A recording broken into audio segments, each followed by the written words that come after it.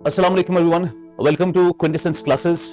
तो क्विंटेसेंस अपना पहली बार कश्मीर में मेंटरशिप सेशन और मेंटरशिप का पूरा एक साल का प्रोग्राम लेकर आ रहा है, जिसमें जितने भी बच्चे खुद से पढ़ना चाहते हैं, सेल्फ स्टडी करना चाहते हैं, लाइब्रेरी में पढ़ना चाहते हैं, लेकिन उनको हैंड होल्डिंग चाहिए, उनको गाइडेंस चाहिए, उनको टेस्ट चाहिए, उनको कंटिन्यूअस मेंटरिंग चाहिए, उनको पता होना चाहिए कि वैल्यू एडिशन कैसे इस्तेमाल करना है अपने आंसर्स में, उनको पता होना चाहिए कि आंसर राइटिंग की एनरिचमेंट कैसे करनी है, नोट्स को बेहतर कैसे बनाना है, कंटेंट कहां से पढ़ना है। ये सारी चीजें इस मेंटरशिप प्रोग्राम में हम आज शुरू कर रहे हैं, जिसका नाम है क्विंटेसेंस 360।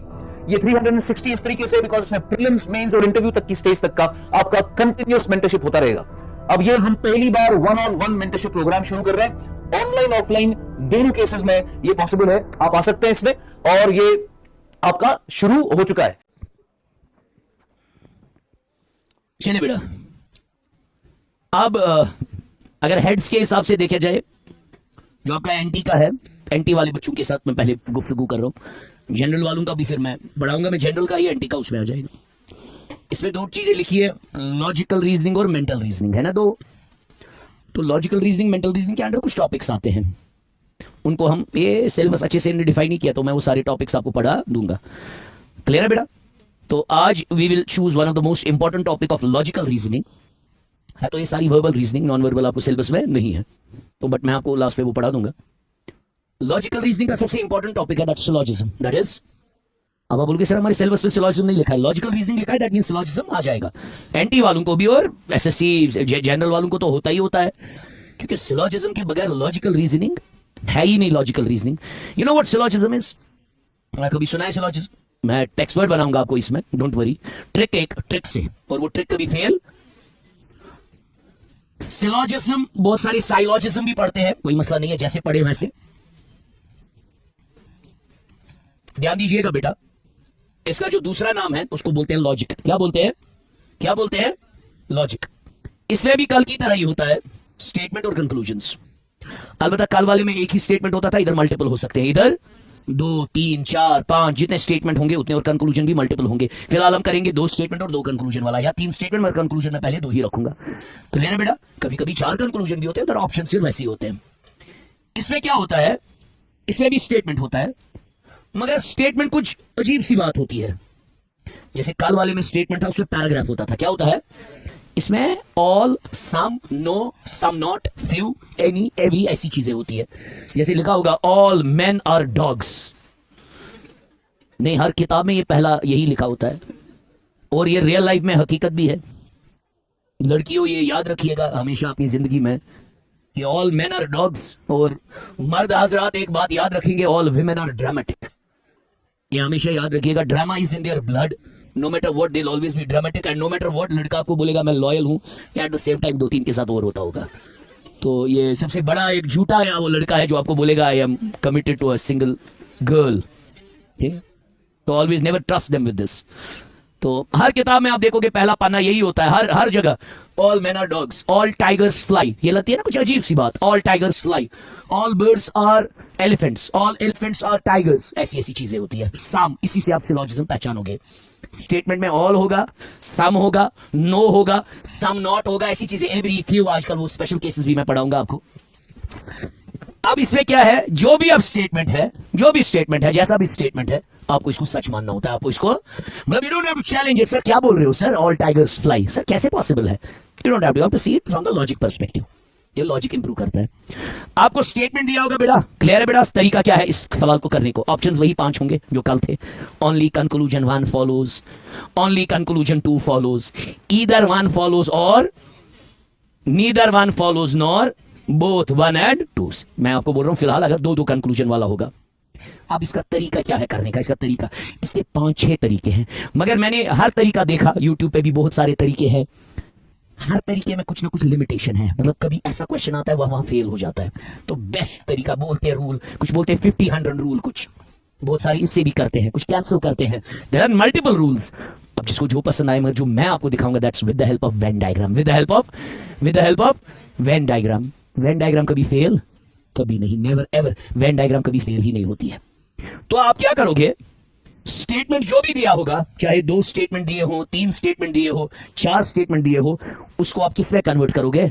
Venn diagram. Venn diagram is a sorry VENN, जिन्होंने मैथ पढ़ा होगा, BSc मैथमेटिक्स किया होगा, या 10th में भी शायद किसी जगह है ये, Venn diagram is a diagrammatical relationship existing between the variables. मगर अब आपको यहाँ रियल लाइफ के साथ कुछ करना, अब आप बोलोगे सर रियल लाइफ में तो ऐसा है, मगर नहीं, आपको देखना है जो स्टेटमेंट में दिया है उसी को कन्वर्ट करो वेन डायग्राम में, उसी को कन्वर्ट करो, फिर कंक्लूजन को चेक करो वेदर वो फॉलो होता है उस वेन डायग्राम से कि नहीं। जैसे वेन डायग्राम कैसे बनती है, अब क्या तरीका है, how will you approach syllogism with the help of Venn diagram. किसको बनाओगे वेन डायग्राम, स्टेटमेंट को कि कंक्लूजन को। स्टेटमेंट चाहे 4 स्टेटमेंट हो, चाहे 5 स्टेटमेंट हो बेटे, या 6 स्टेटमेंट हो, तमाम स्टेटमेंट को आप एक ही वेन डायग्राम बनाओगे। जो ही वेन डायग्राम बनाई, फिर कंक्लूजन को किससे वैलिडेट करोगे, वेन डायग्राम से। अगर वो वेन डायग्राम से फॉलो हो रहा है तो सही है, अगर वेन डायग्राम से फॉलो नहीं हो रहा है तो गलत है।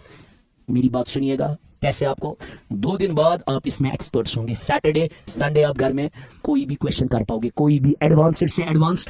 और ये बैंकिंग एग्जाम्स में भी सिलोजिज्म आता है। सिलोजिज्म आजकल हर जगह आता है, एंड नेट का एग्जाम होता है वहां आता है, SSC SSB हर कोई, अब क्योंकि ये सबसे बेस्ट टॉपिक है रीजनिंग का, जिसमें बच्चे को थोड़ा दिमाग अप्लाई करना पड़ता है। अब पहले ही मैंने आपको बोला 5 ऑप्शन, फिलहाल हम लेंगे 2 कंक्लूजन वाला, फिलहाल हम देंगे 2 कंक्लूजन वाला, मतलब जहां 2 कंक्लूजन होंगे, कभी कभी 4 भी होते हैं, वो भी कराएंगे आपको, आज ही वैसे कराएंगे अगर आया मौका। तो ऑप्शंस यही होते हैं, only conclusion 1 follows, only conclusion 2 follows, both 1 and 2 follow, either 1। Either वाला भी हम नहीं पढ़ेंगे, वो मैं कल पढ़ाऊंगा या परसों।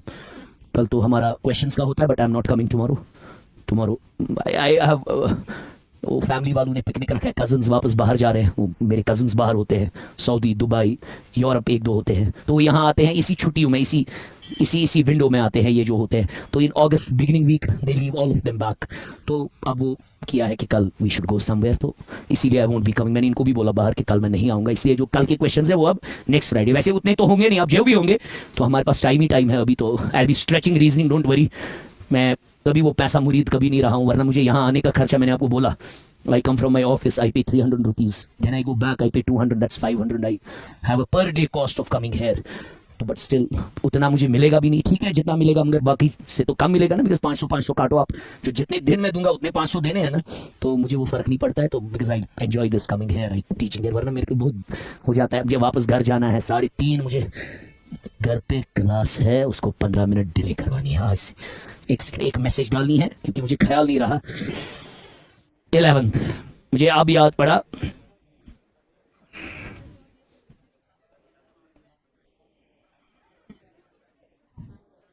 नून एंड सोन क्या बना 3:45, ऐसा होता मैं 3:45 PM, 3:30 होती थी 1:30 से, क्योंकि मैं फिर घर पे लंच करता था, 1:30 से पढ़ाता था ना मैं आपको 2:30 तक, 2:30 से 3 में घर पहुंचता था, आधे 15-20 मिनट में फिर मैं आराम से फ्रेश होता था। वो 15 मिनट मैंने मशरा 2:30 to 3:30 जिट 3 थी लगभग 3:30 बाद वो 3:30 घर 15 मिनट 20 मिनट लगा फ्रेश खाना वाना खाना, तो उसके बाद यस इधर और अभी आप दिमाग में रखो ही नहीं, क्योंकि इधर और के अलग रूल्स है, इधर और के कल मत है, इधर और के अलग रूल्स, आज इधर और के अलग रूल्स है। बहुत सारे बच्चे क्या करते हैं गलती, उनको इधर और के रूल्स पता नहीं होते हैं, वो वहां बोलते हैं sir neither one nor two, हमेशा ठीक किया, फिर जब की निकलती है शाम को परेशान हो जाते हैं, फिर बोलते हैं ये क्या हो गया।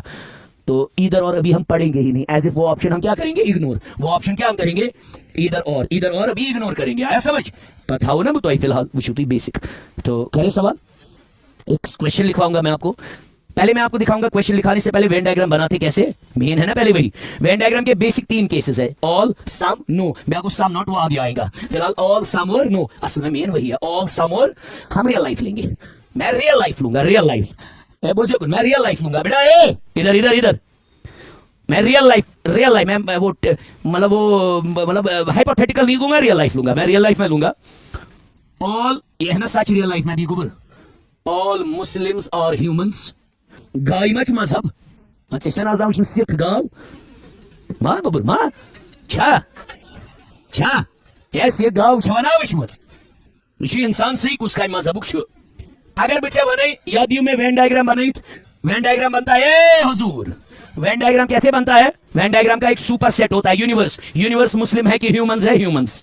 वो इसकी वेन डायग्राम ऐसे नहीं बनेगी, ह्यूमंस गोबर नहीं मजाक नहीं, ये है मुस्लिम्स। अभी सीखोगे कभी गलत नहीं हो जाएगा बेटा प्लीज, मुस्लिम्स यही है बेटा, यही है। अगर पूछा मैंने all A are B, Venn diagram क्या बनेगी, A all A are B, yes diagram हमेशा ऐसी बनेगी। एक्सेंट ना दिमाग था क्रिएटिव आंसर में, all tigers are elephants, all tigers are इसे बना भी नहीं, go tiger, you go elephant. आया समझ? ऑल जिसके साथ है वो समा जाएगा और एलिफेंट बड़ा आ जाएगा। मैं उसकी one all Muslims are humans, को मुस्लिम छोटा आएगा, human subset.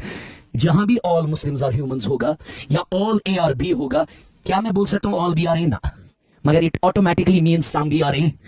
Does it automatically mean, जैसे यहां पे दुनिया में इंसान है ना, ह्यूमंस है ना, होमोसेपियंस, उनमें क्या है, कुछ मुस्लिम्स, कुछ क्या है, हिंदूज, कुछ जैन, सिख्स, ये सब, ये क्रिश्चियंस है ना, जैन, जुदाइज्म है ना, शिंटोइज्म, कितने हैं, बहुत सारे हैं, एथियस्ट, एग्नोस्टिक्स। तो क्या जब मैं आपको हमेशा हम बोलेंगे all A are B, it automatically mean some B are A? Does it automatically mean? ये ऑटोमेटिकली मीन करता है। मैंने इसे all apples are fruits, is it? ये सम फ्रूट्स आर एप्पल्स, ये खुद है, ये खुद है। So all A are B, पहला वाला जो ऑल का डायग्राम है, ध्यान दीजिएगा, अगर आपको समझाऊंगा मैं ऐसे ऑल ए आर बी, आप भी ऐसे रखिएगा अपने लिए समझाने के लिए। ऑल ए आर बी, इसकी डायग्राम हमेशा ऐसे बनेगी, हमेशा ऐसे बनेगी ऑल ए आर बी, और ये ऑटोमेटिकली इसका मतलब आता है, खुद ही इसे एक बात दर्शाता है ये खुद, that means some B are A, some B are B का कुछ हिस्सा ए है, सम बी आर ए, ये गए ऑल ए आर बी। दूसरा चीज मैं आपको बोलूंगा, सम ए आर बी, सम, अच्छा मैं आपको ऐसे बोलूंगा, ऐसे मैं आपको बोलूंगा, some humans are sorry some Muslims are drunkards, है ना? आप कैसे उसकी डायग्राम कैसे आप बनाओगे? सब मुस्लिम्स आर ड्रंकर्ड्स, ऐसे ऐसे ऐसे, ये मुस्लिम्स है, एक सेकंड, ये ड्रंकर्ड्स है, ये बाकी मजहबों के शराब पीने वाले लोग हैं, ड्रंकर्ड्स, अल्कोहलिक्स, ये वो मुस्लिम्स है जो ड्रंकर्ड्स है। सम की डायग्राम हमेशा ये बनती है। अगर मैं सिंपल तरीके से समझाऊंगा, सम ए आर बी, ध्यान दीजिएगा, सम ए आर बी डायग्राम क्या हमेशा बनेगी? ऐसे ऐसे ऐसे, हमेशा सम की डायग्राम हमेशा ऐसे बनेगी, उसकी ये नहीं बनाइएगा। अच्छा मैंने इसे some A are B, what does it automatically mean? Some B are A. जैसे बहना ये से चवना सम मुस्लिम्स आर ड्रंकर्ड्स, गुना automatically some drunkards are Muslims, छना गुमरा, some Muslims are drunkards, some drunkards are Muslims। कस गई? क्या क्या सीखा आपने? ऑल, और सीखा डायग्राम बनाना, क्योंकि आपको डायग्राम खुद बनानी है, डायग्राम वो नहीं आपको वहां चेक करेगा, डायग्राम अगर आपने लिए बनानी है ना, और इससे आपको वेन डायग्राम चैप्टर भी क्लियर होगा, जो मैं इसके बाद ही उठाऊंगा वंस वी फिनिश दिस, क्योंकि वेन डायग्राम पे भी एक चैप्टर है। क्या चीज से लिखित लॉजिकल रीजनिंग, वारियन ट्यूशन मजवाना ने लॉजिकल रीजनिंग छुई मन है क्या फिर क्वेश्चन नहीं, जो भी लॉजिकल के अंदर चैप्टर है वो मैं सारे दिखाऊंगा, चाहे वो पजल टेस्ट हो, सीटिंग अरेंजमेंट हो, रैंकिंग हो, मैं वो सारे दिखाऊंगा। मेंटल रीजनिंग पे वो ब्लड रिलेशन वो मैं सारे दिखाऊंगा, you don't need to worry. तो some A are B, it automatically mean some B are. वंगो त्रीम, सम नॉट वाला मैं अभी नहीं दिखाऊंगा, जब आगे बढ़ेंगे तब दिखाऊंगा, अभी वो समझ नहीं आएगा, आएगा भी तो, बट ये थोड़ा सा ये रहेगा। त्रीम क्या को गोबर? नो मतलब वो कहीं ए आसने बी, सपोज वो नहीं no Hindu is a Muslim, fact ये चुना, कहां से आए होते तो मुसलमान थे, ये क्या पॉसिबल है? No Hindu is a Muslim, no की डायग्राम ऐसे होती है, अलग अलग होना नो नहीं होता है, अलग अलग और क्रॉस, अलग अलग और अलग अलग और अलग अलग और अलग अलग, सुन गोनो नो क्या, एक तो अलग अलग होना चाहिए और आपस में क्या होना चाहिए? क्रॉस, आपस में क्या होना चाहिए? No Hindu is a Muslim, what does it automatically mean? No Muslim is a Hindu, क्योंकि ये क्रॉस ना इसको इसके साथ मिलने देगा, ना इसको इसके साथ मिलने देगा। तो when I say no A are B, no A are B, it automatically means no B are A. आजकल ये अब नए नए टेक्निक्स यूज कर रहा है, वो मैं पढ़ाऊंगा आपको लास्ट के दिन जब इसका लास्ट लेक्चर होगा। बोलता है 100% ए आर नॉट बी, वो नो ए आर बी है, समझ? 99% ए आर बी, वो some A are B, few only few some, बहुत सारे नए नए पैंतरे आजमाए हैं, वो सारे मैं आपको दिखाऊंगा इसमें। क्लियर बेटा? अब मैं आपको दिखाऊंगा बेसिक क्वेश्चन आता कैसे और हमें अप्रोच कैसे करना होता है। पहले मैं बेसिक क्वेश्चन से उठाऊंगा, फिर थोड़ा मैं लेवल एडवांस, मगर अभी इधर और वाले मैं नहीं कराऊं, वरना जब मैं आपको इधर और पढ़ाऊंगा हमेशा पहले चेक करना होता है इधर और मत है। सवाल सॉल्व करने से पहले आपको हमेशा बेटा चेक करना होता है इधर और मत है। क्या करना होता है? चेक। सैटरडे से जब भी हम पढ़ेंगे पहले सीखेंगे इधर और कैसे करना होता है। ये एग्जाम्स में सवाल कर गोड़ विचक से इधर और मच, अगर इधर और की कंडीशन गई सेटिस्फाई, इधर और को टिक करके आएंगे बस। अगर अब इधर और की कंडीशन सेटिस्फाई नहीं हुई तो 4 ऑप्शन में से कोई और ऑप्शन है, इधर और नहीं है। सो जब भी आप सवाल करोगे मंडे से, कब से आप पहले चेक क्या करोगे? इधर और। आज इधर और चेक करना नहीं है क्योंकि मैं आज वो वाले सवाल कराने वाला नहीं। जैसे हम पहला क्वेश्चन करेंगे,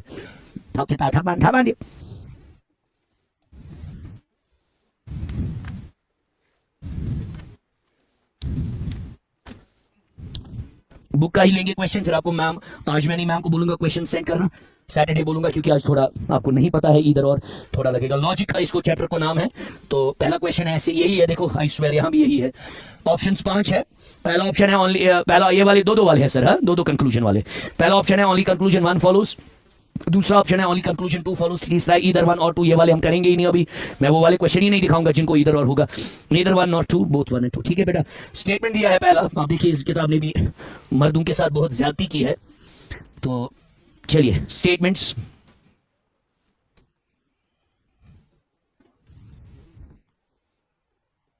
पहला स्टेटमेंट है जनाब, है ना, वही लिखिए इतना स्केच करो, इस खुश ऑल मैन आर डॉग्स।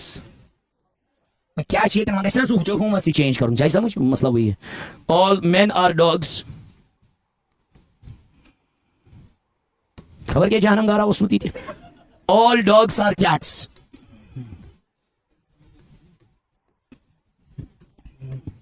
ये क्वेश्चन है बेटा, स्टेटमेंट है, और इसे क्या दिए होंगे, कंक्लूजन। क्या दिए होंगे, कंक्लूजन।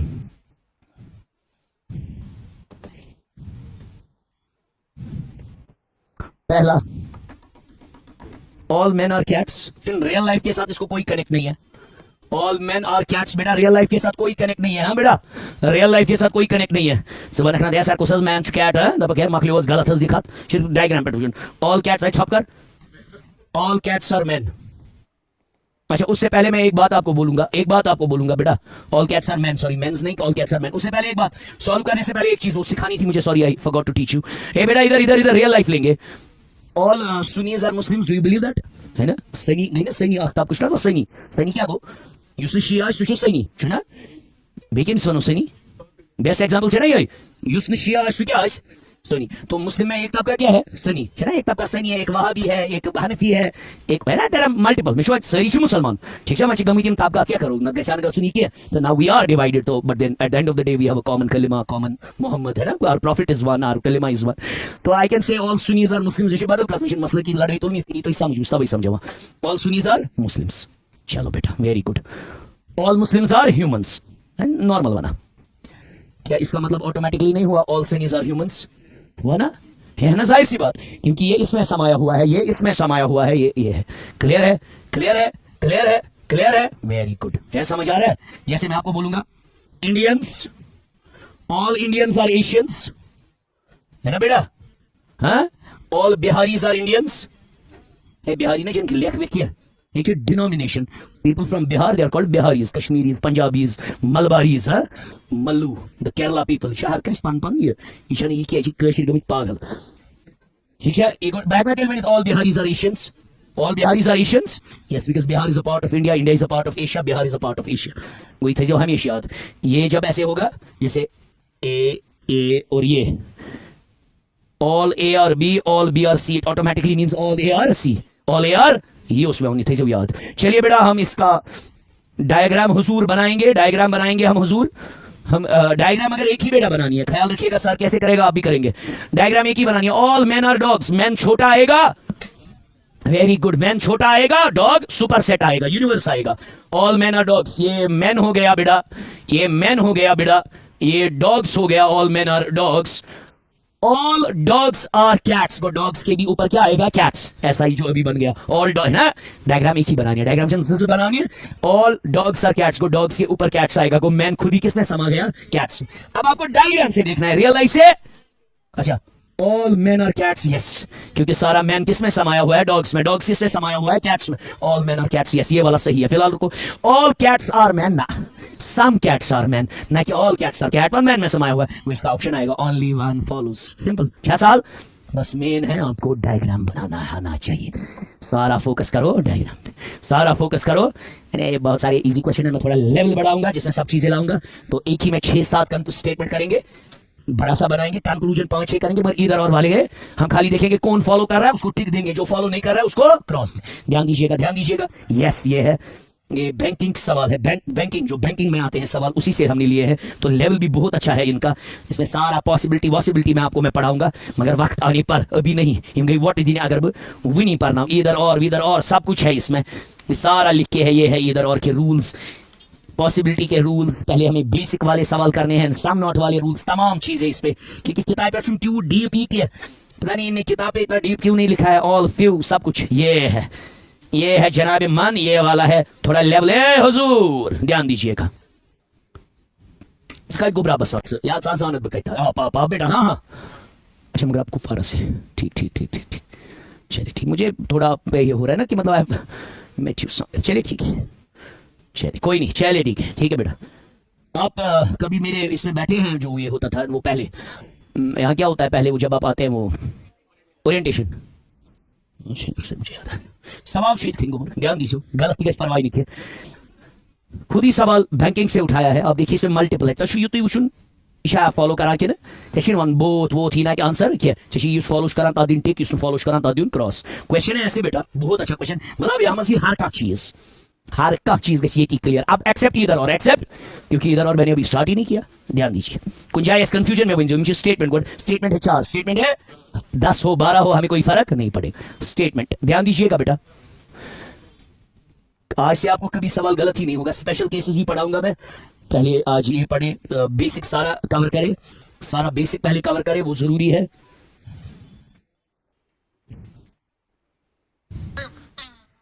चलिए ठीक है, 2-6 आज पहला वाला statement, some pens are keys, some pens are keys, पहला स्टेटमेंट है, गलत हो क्या हो बनाना है। सम कीज आर लॉक्स, कया सारा ही नहीं करनी है, हाँ? जो लिखा है स्टिक टू दैट, ये हो सकता है वो हो सकता है, वो पॉसिबिलिटी है, पॉसिबिलिटी यहां चलती, जो अयान है वही बयान है, कया सारा ही नहीं करनी है। सम कीज आर लॉक्स, एक कभी आपको गलत ऐसे नहीं होगा, some keys are locks.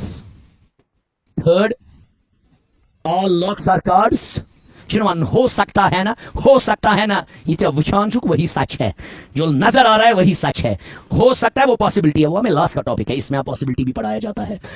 All locks are cards, उसमें कैन भी लिखा होता है, all locks are cards.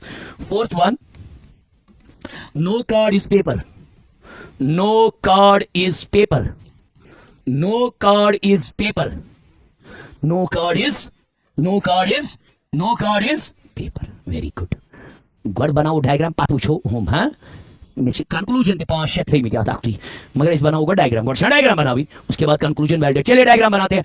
Some pens are keys, सम का मतलब याद रखिएगा मिनिमम पॉसिबल कांटेक्ट, क्या क्या मिनिमम पॉसिबल कांटेक्ट, बिल्कुल कम टच।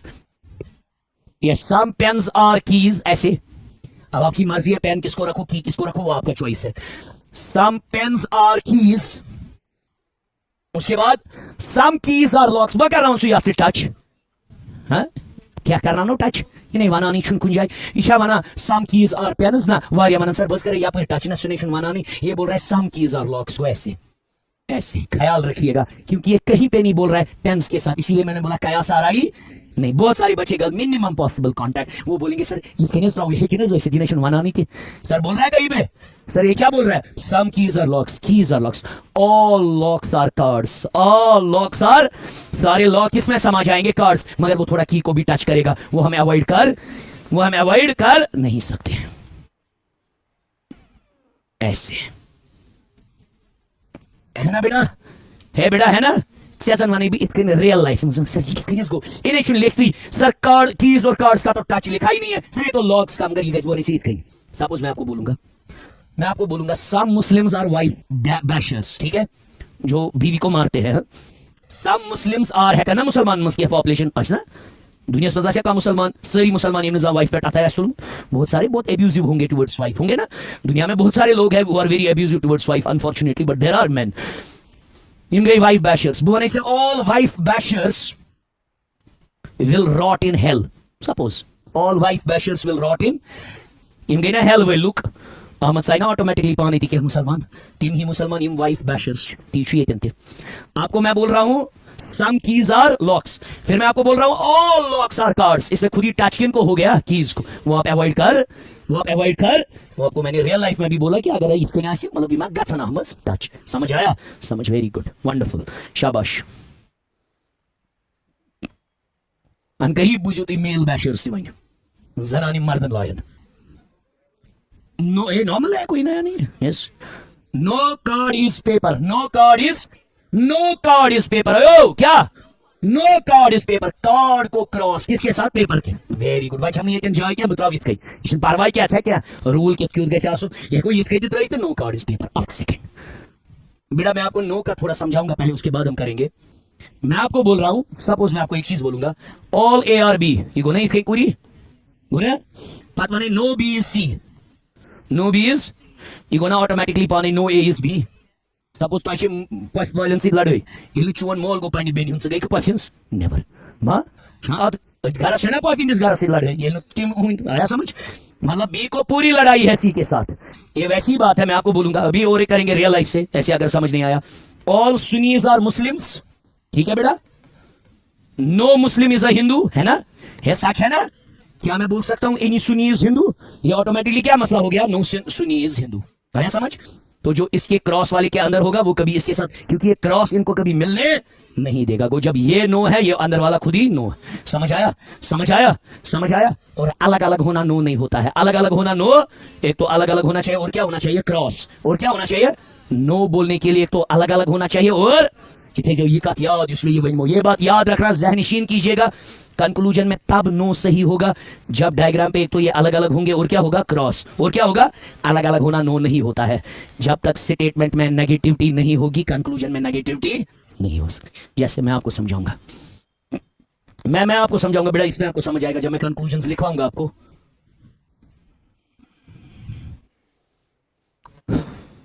चलिए इनका डायग्राम भी रब हो गया, बनाएंगे अब नया डायग्राम। खुशकित बोला भी नहीं आप लोगों ने, ये भी हो रहा है। अच्छा अच्छा अच्छा हाँ हाँ हाँ अच्छा अच्छा अच्छा तो ये चैंपियन। चलिए बेटा अब हम कंक्लूजन्स पे आएंगे, अब कंक्लूजन्स को एक एक करके वैलिडेट करेंगे, तो उसके बाद देखेंगे कौन कंक्लूजन सही है कौन कंक्लूजन गलत है। एक एक करके करेंगे यार, एक एक करके बोलो।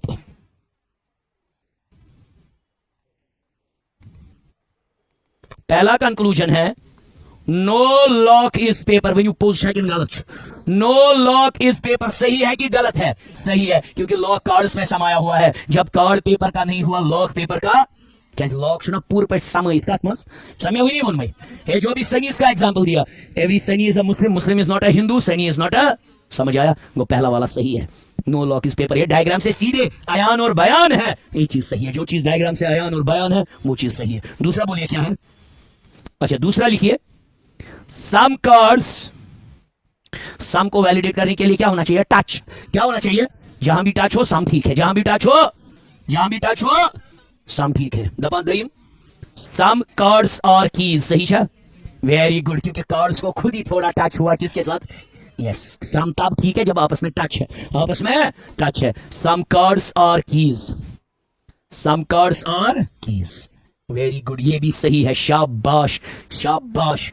थर्ड वन, ये क्या इस घर मजन है, एसी वेसी इनको है, कुछ नहीं करता एसी काम, लोग भी बहुत है वो भी हो जाता है। चलिए और कुछ नहीं, खिड़की खोलेंगे एसी फेल होगा, मैडम जी बेसी बंद करो, करो पूरी दर बंद नहीं करनी एसी काम है ना, त्राई मस्त दारी वाली क्या काम करियो, दारी गोबर बंद, ये मत काम ही बेटी करेगा, कर पूरी बंद सी कर आद काम इत क्या करे एसी काम फिजिक्स सुना पोरमुत।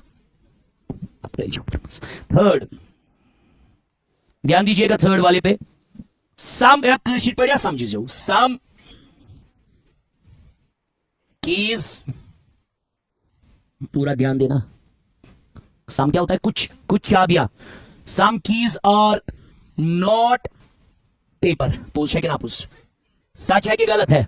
सच है। देखो क्यों, की का कुछ हिस्सा किसमें चला गया है? कार्ड। की का कुछ हिस्सा किसमें चला गया है? वो वाला कभी पेपर नहीं होगा। सम सम हाँ, अगर होता नो कीज पेपर वो गलत होता, क्योंकि की और पेपर को फुल क्रॉस थोड़ा क्रॉस है, सम नॉट हो गया थोड़ा क्रॉस, सम नॉट हो गया होता है सम नॉट, सम नॉट क्या गो, ये आपको बोल रहा है some keys are not paper, कुछ चाबियां पेपर, वो चाबी के थोड़े हिस्से को पेपर के साथ क्रॉस होना चाहिए, है ना। चाबी का थोड़ा हिस्सा किसमें चला गया है? कार्ड्स में, वो वाला हिस्सा कभी पेपर बन नहीं बन सकता है। Everyone everyone is on the same page, everyone is on the same page, है ना। सम नॉट बोलने के लिए हल्का सा क्रॉस होना चाहिए, है ना, हल्का सा क्रॉस। नो बोलने के लिए फुल क्रॉस होना चाहिए, नो बोलने के लिए, नो बोलने के लिए फुल क्रॉस होना चाहिए। आया समझ? ये जनाब समझ आया? 100%, 100%, वेरी गुड। नेक्स्ट वो ये वाला भी सही है। नेक्स्ट फोर्थ मैं यहां पे भी लिखूंगा, यहां पे फोर्थ बोल रहा है नो की इज पेपर, क्या ये सही है? नो की इज पेपर, क्या ये सही है? ये गलत है, क्योंकि फुल पेपर और फुल की में क्रॉस अलग अलग होना क्रॉस नहीं होता है, अलग अलग होना क्रॉस। हाँ यस सामोस पोज आया समझ। नो की इज पेपर, ये गलत है। अच्छा चलिए next, fifth, no pen is paper, क्या ये सही है कि गलत है? No pen is paper, no pen is paper गलत, क्योंकि इन दोनों में कोई क्रॉस नहीं है क्रॉस इनमें, क्यों जो बनाया पेन से पेपर क्रॉस अलग अलग आसन गोनु नो किया, अलग अलग आसन कितने मन गो नो, ये कहीं लिखित क्रॉस ये मन दोनों मस वो नो होता है। जब स्टेटमेंट में क्रॉस नहीं है, कंक्लूजन में कहां से मैं खुद ही वैलिडेट करूंगा, आया समझ? स्टेटमेंट है ना असली सच, कंक्लूजन किससे फॉलो होता है? स्टेटमेंट से। वो अलग अलग होना नो नहीं होता है, अलग अलग होके क्रॉस होना चाहिए, और नो बोलने के लिए फुल क्रॉस, नो बोलने के लिए, नो बोलने के लिए फुल क्रॉस होना चाहिए। और अगर सिक्स्थ करेंगे बेटा, ओए खुदा है, सिक्स्थ करेंगे, सम कार्ड्स आर लॉक्स, बोलो some cards are locks. Yes क्यों? क्योंकि कार्ड्स का कुछ हिस्सा लॉक्स है। Yes yes yes yes yes very good, some cards are locks.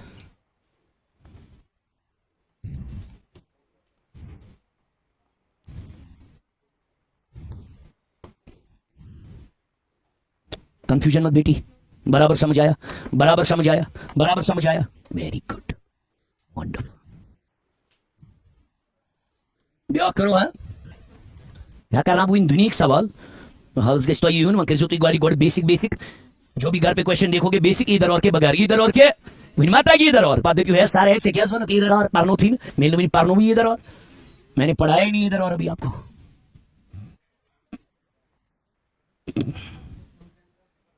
अरे बोलो बोलो बोलो बोलो बोलो बोलो ना काकी टच साम खतर क्या गया सुन टच ये हिचना पागा बना इधर और या असी आसन की हिनाई समझ ये क्या गलत इंडिविजुअली शीट गलत साम पेंजार पेपर छे तलब शु साम पेंजार पेपर छा साम बोलने के लिए क्या होना चाहिए? टच। या साम बोलने के लिए क्या होना चाहिए? ये बात साम तो साम नॉट ना इक्वट है ऐसा साम तो नो सूचना बना इधर और आया समझ। अभी मैंने वो पढ़ाया नहीं तो उसमें ना जाए अभी कसमा बे क्या कंफ्यूजन जिना बे में कहें प्रश्न हो गया क्लियर सबको? सबको बैक भेजो है क्या क्या क्या? अरे बढ़िया नो की इज अ ताकि मैंने सही गलत नो की इज अ पेपर वो गलत है। सी की इस पेपर से क्रॉस फुल की को पेपर के साथ क्रॉस होता। Very good very good. ये आमस गई जस्ट क्लियर बिक्स मस शिक्षा गोबर very good you should ask गोबर never get bog down Sharma I never say anything to people on reality always ask you paid the fee here it's your responsibility but then आप चुप तेज problem वो नहीं खबर क्या कुरान नस्बत अल्लाह ताला नस्बत कर्ची खराब मजार पे चेक आमस क्या तबीयत खराब से आसान चेक सही चेक ठीक मजार वजार से उधर से कुछ कब्रिस्तान में होता फिर रखो ध्यान इधर बेकार कथ रखो ध्यान। All songs are poems statement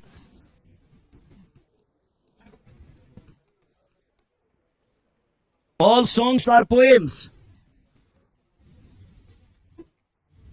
ध्यान दीजिएगा बेटा स्टेटमेंट हाँ ये काम करो नहीं sorry convert Venn diagrams all songs are poems all poems are rhymes all poems are rhymes all poems are rhymes. इंसान को लगता है पता नहीं सिलॉजिज्म क्या था ऐश्वर्य मुझे भी अपने टाइम लगा ये मैंने बैंकिंग एग्जाम के लिए पढ़ा ऐश्वर्य ने मुती पत है उसमें तंपत पता नहीं क्या है सर ये हर कोई अलग अलग रूल दिखा रहा था क्या साम कैंसिल करियो 5 साल दियो हुत हाथ दियो हुत सुजोस गसा मगर ये इधर और उसने वहां फेल गसा या तुम नई नई केसेस आज पॉसिबिलिटी वो फेल होता है उधर उधर करो उसको उससे ये कभी गलत है। Venn diagram will always help you always never ever it will ये all poems are rhymes. Third no rhyme is a paragraph no rhyme is a paragraph no rhyme is a paragraph आराम सान करो इस। Fourth बनाओ बे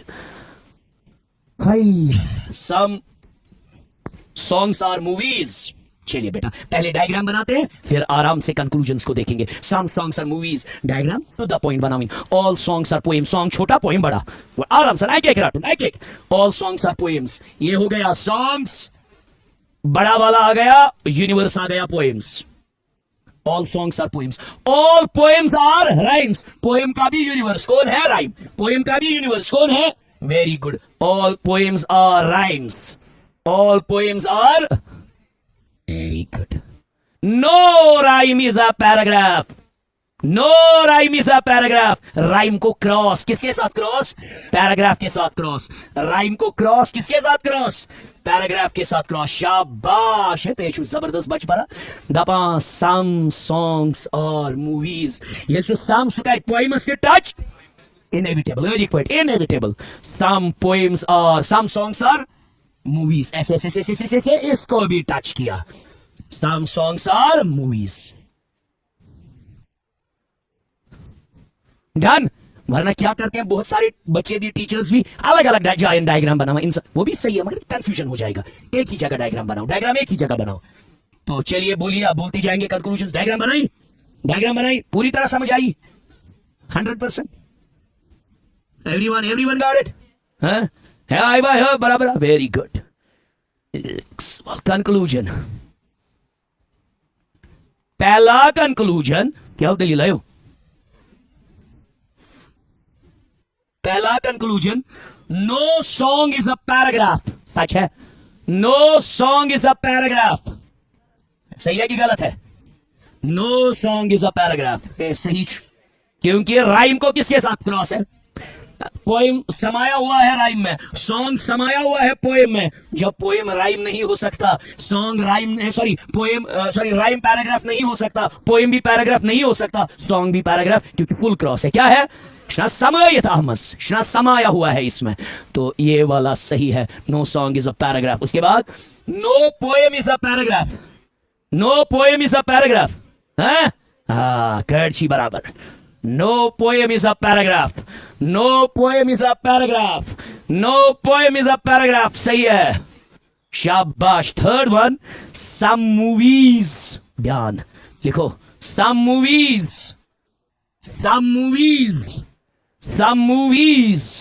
are not paragraph। सही है कि गलत है? सही है, क्योंकि मूवी का कुछ हिस्सा किसमें चला गया है? इसमें। जब ये नहीं है, इसका ये हिस्सा ये नहीं होगा। अगर लिखा होता no movie is a paragraph, वो गलत होता, वो क्योंकि सारी मूवी को सारे पैराग्राफ के साथ क्रॉस नहीं। शुक्रिया, thank you so much.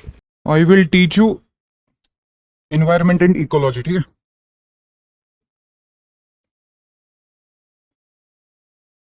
And with in this मैं आपको 4 चैप्टर्स पढ़ाऊंगा। ठीक है, ईवीएस के सब्जेक्ट में I will teach around 4 chapters. कौन कौन से चैप्टर्स? पहले तो इसके बेसिक्स से एडवांस। ठीक है, पहले we will start from basics. Basics में क्या क्या पढ़ेंगे हम? Suppose what are autotrophs, what are heterotrophs, what are scavengers, what are saprotrophs, what are detritivores, what is ecological niche. ठीक है, बेसिक से basic concepts. What is ecological habitat, मतलब जो नॉर्मली बच्चे को पता होनी चाहिए। पहले बेसिक्स कवर करेंगे, उसके बाद slowly we will go to advance stage. ठीक है, पहले बेसिक से स्टार्ट, यू विल लगा कि रिदम पकड़ लिया बच्चों ने, then only we can go to the advance section. ठीक है, एक तो इसमें पहले मैं बेसिक्स पढ़ाता हूँ, पहला चैप्टर यही है, और this is the most important chapter when it comes to SSB या SSC, because majority of the time मैंने क्वेश्चंस इससे देखे हैं।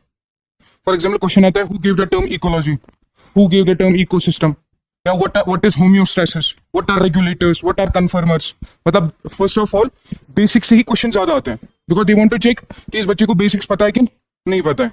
उसके बाद ये जब बेसिक्स कवर करेंगे, उसके बाद जो सेकंड सेक्शन होगा तुम्हारा, that will be biodiversity and it's conservation. इसमें क्या क्या आएगा? For example I will teach you what is national park. हमें पता है नेशनल पार्क तो सुना ही होगा, नेशनल पार्क। मैं इसमें क्या पढ़ाता हूँ? नेशनल पार्क गो क्या, वाइल्ड लाइफ सेंचुरी हुआ क्या, टाइगर रिजर्व गो क्या। सिमिलरली बाकी सब तो आपको पता ही होगा। पहले मेरे को ये बताओ, तुम में से सबसे मतलब जिसने जीएस कुछ नहीं पढ़ा हो, ज्योग्राफी हिस्ट्री नहीं पढ़ा हो, कोई है तुम में से? कुछ भी नहीं पढ़ा है? आपने भी कुछ नहीं पढ़ा है? आपने भी कुछ नहीं पढ़ा है? ग्रेजुएशन कब किया आप लोगों ने? आपने कब किया ग्रेजुएशन? Last year. उसके बाद कुछ पढ़ा? मतलब लास्ट ईयर, ये 4-5 महीने हो गए। आपने रिसेंटली तो कुछ पढ़ा? बेसिक्स पढ़े कुछ जीएस के, हिस्ट्री कुछ बेसिक्स पढ़ा है? या पूछा क्या? ये हिस्ट्री ज्योग्राफी 10 तक पढ़ा है, उसके बाद कुछ भी नहीं। ठीक है, देखो फॉर एग्जांपल अगर मैं बायोडाइवर्सिटी एंड इट्स कंजर्वेशन के बारे में बताऊंगा, तुम लोगों ने सुना होगा क्वेश्चन कैसे आता है। जैसे एक बायोडाइवर्सिटी, एक नेशनल पार्क दी होगी, फिर बोला जाएगा, क्वेश्चन ये होगा कि ये किस स्टेट में लोकेटेड है। सिमिलरली कभी कभार बायोडाइवर्सिटी या वाइल्ड लाइफ सेंचुरी दी होगी, बोला जाएगा ये किस, कभी कभार इतना ज्यादा टेक्निकल आता है, बोला जाएगा ये किस डिस्ट्रिक्ट में लोकेटेड है, किस स्टेट के किस डिस्ट्रिक्ट में लोकेटेड है। या इस वाइल्ड लाइफ सेंचुरी से कौन सा रिवर फ्लो करता है। कुछ समझे मैं क्या कह रहा हूँ। सिमिलरली जैसे हम क्या करते हैं, जैसे यहाँ पे तुम पहलगाम वाइल्ड लाइफ सेंचुरी है, गुलमर्ग वाइल्ड लाइफ सेंचुरी है, तो first of all you should know what is wild life sanctuary गई क्या, समझे। सिमिलरली टाइगर रिजर्व होता क्या है, बायोस्फीयर रिजर्व होता क्या है, ठीक है, बेसिक से बेसिक।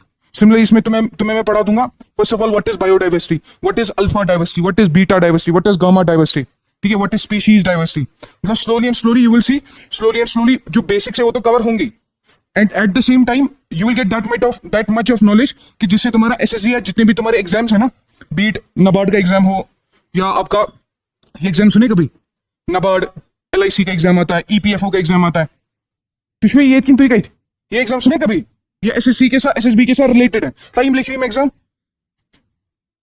इनका साथ साथ में फॉर्म भरना, जब भी निकलेंगे इनका भरना। एक तो आईबी का है, इसका फॉर्म रिसेंटली निकल गया है, भरा है, भर देना इसका बिलो 27 रहता है।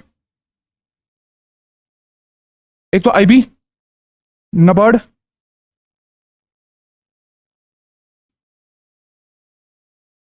ईपीएफओ, आरबीआई का ग्रेड बी,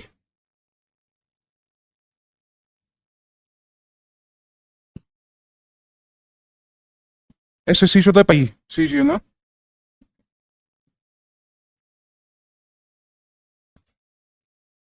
मोस्टली यही रहते हैं। और ये बैंकिंग के एग्जाम्स हैं, बैंकिंग एग्जाम्स।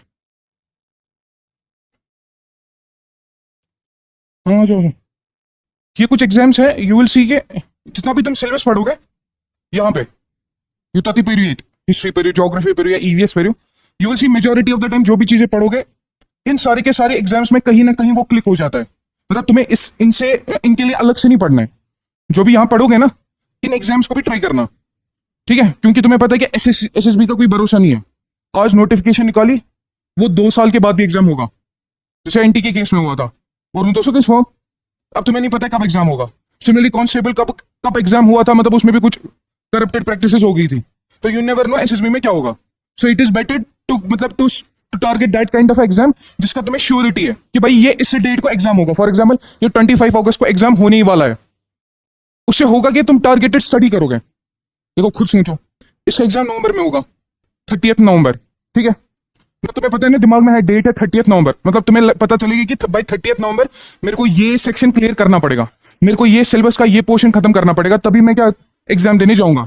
इससे होता कि इसे टारगेटेड स्टडी होती है। टारगेटेड स्टडी मतलब तुम्हें एक तरह का एक दिमाग में एक कीड़ा रहता है कि नहीं मेरे को भाई 30 नवंबर एटलीस्ट कम से कम 70 या 75% सिलेबस कंप्लीट करना है।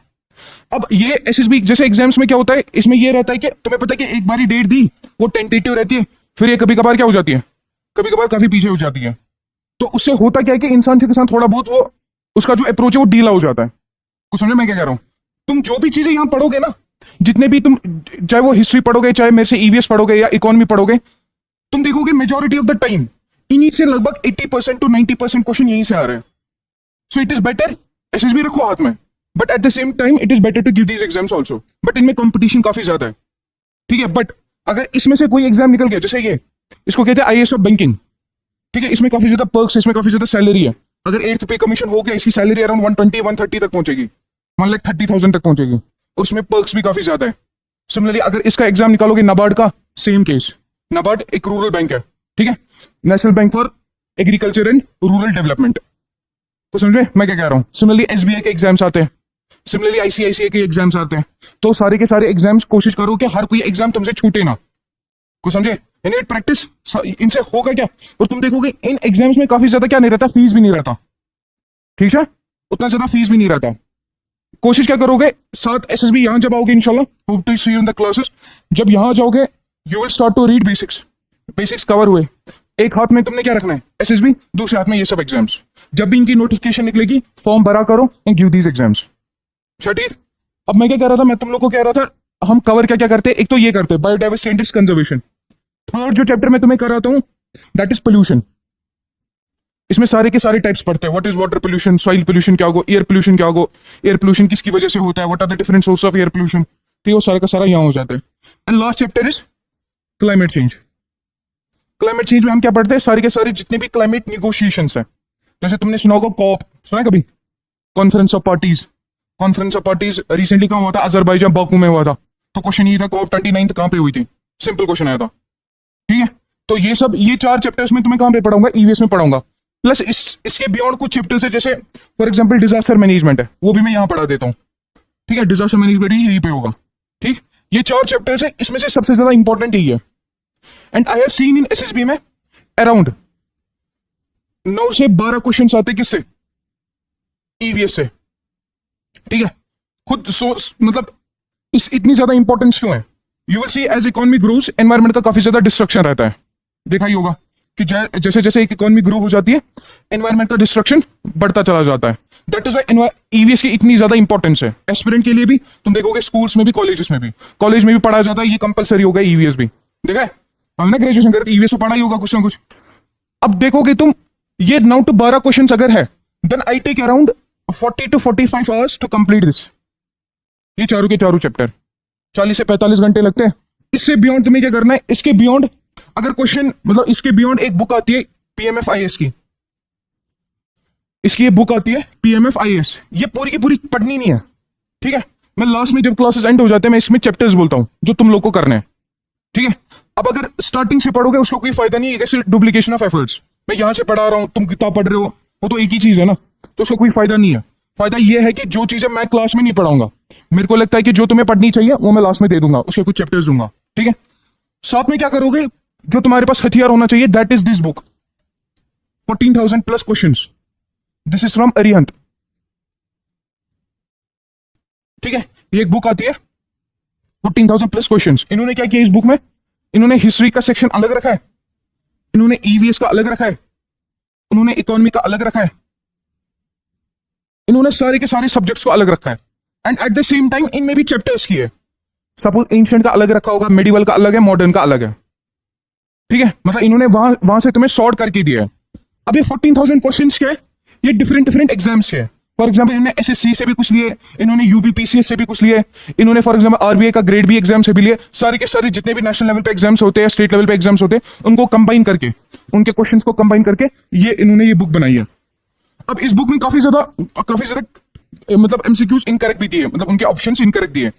तुम्हें क्या करना है, तुम्हें इस बुक से टॉपिक्स देखने हैं कि कौन से टॉपिक्स, कौन से थीम्स रिपीटेडली आ रहे हैं। समझे मैं क्या कह रहा हूं? जैसे फॉर एग्जाम्पल वन क्या शुता पाई क्या शुकार नस्ली पढ़ना ना ईवीएस, या पढ़ना हो तो कहाँ हिस्ट्री या कोई भी सब्जेक्ट ले लो।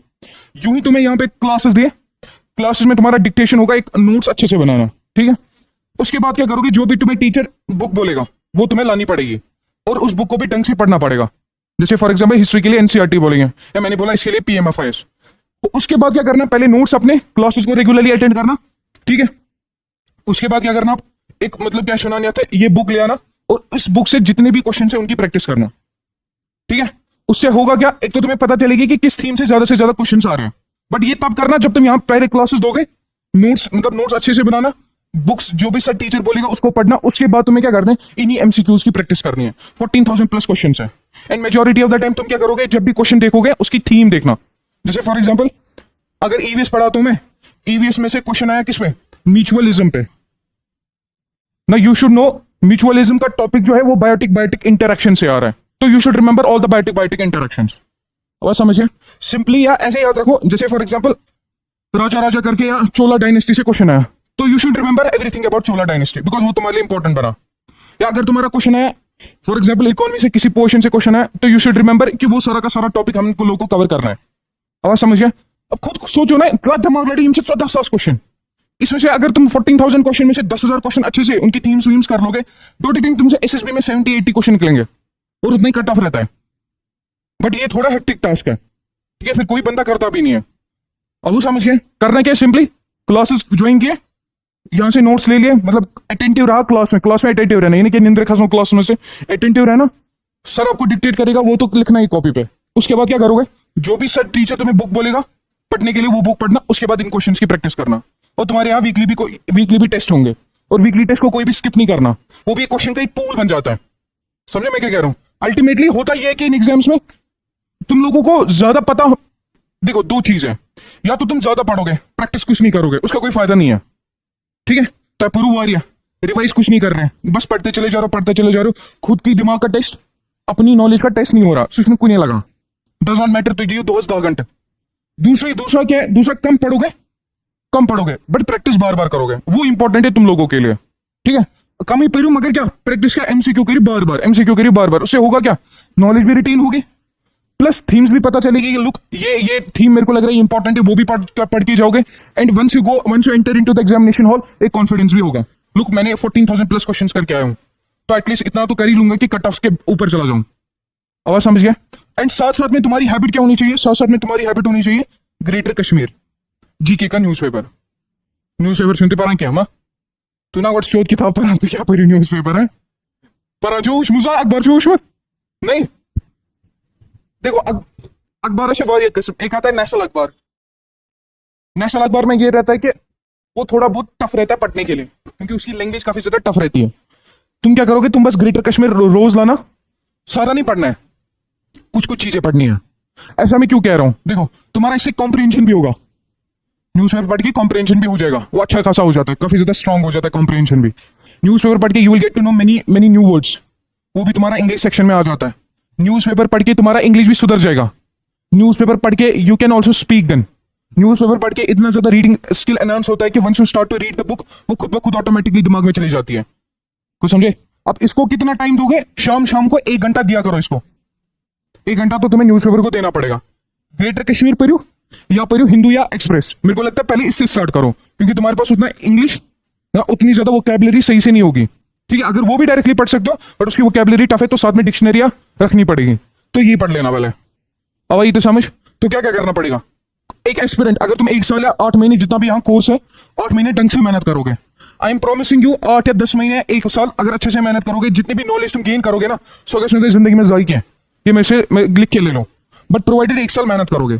1 साल करना क्या, क्लासेस अटेंड करना, ये याद रखना, कोई भी बीमार हो तब भी आना, ठीक है, क्लासेस नहीं छोड़ना।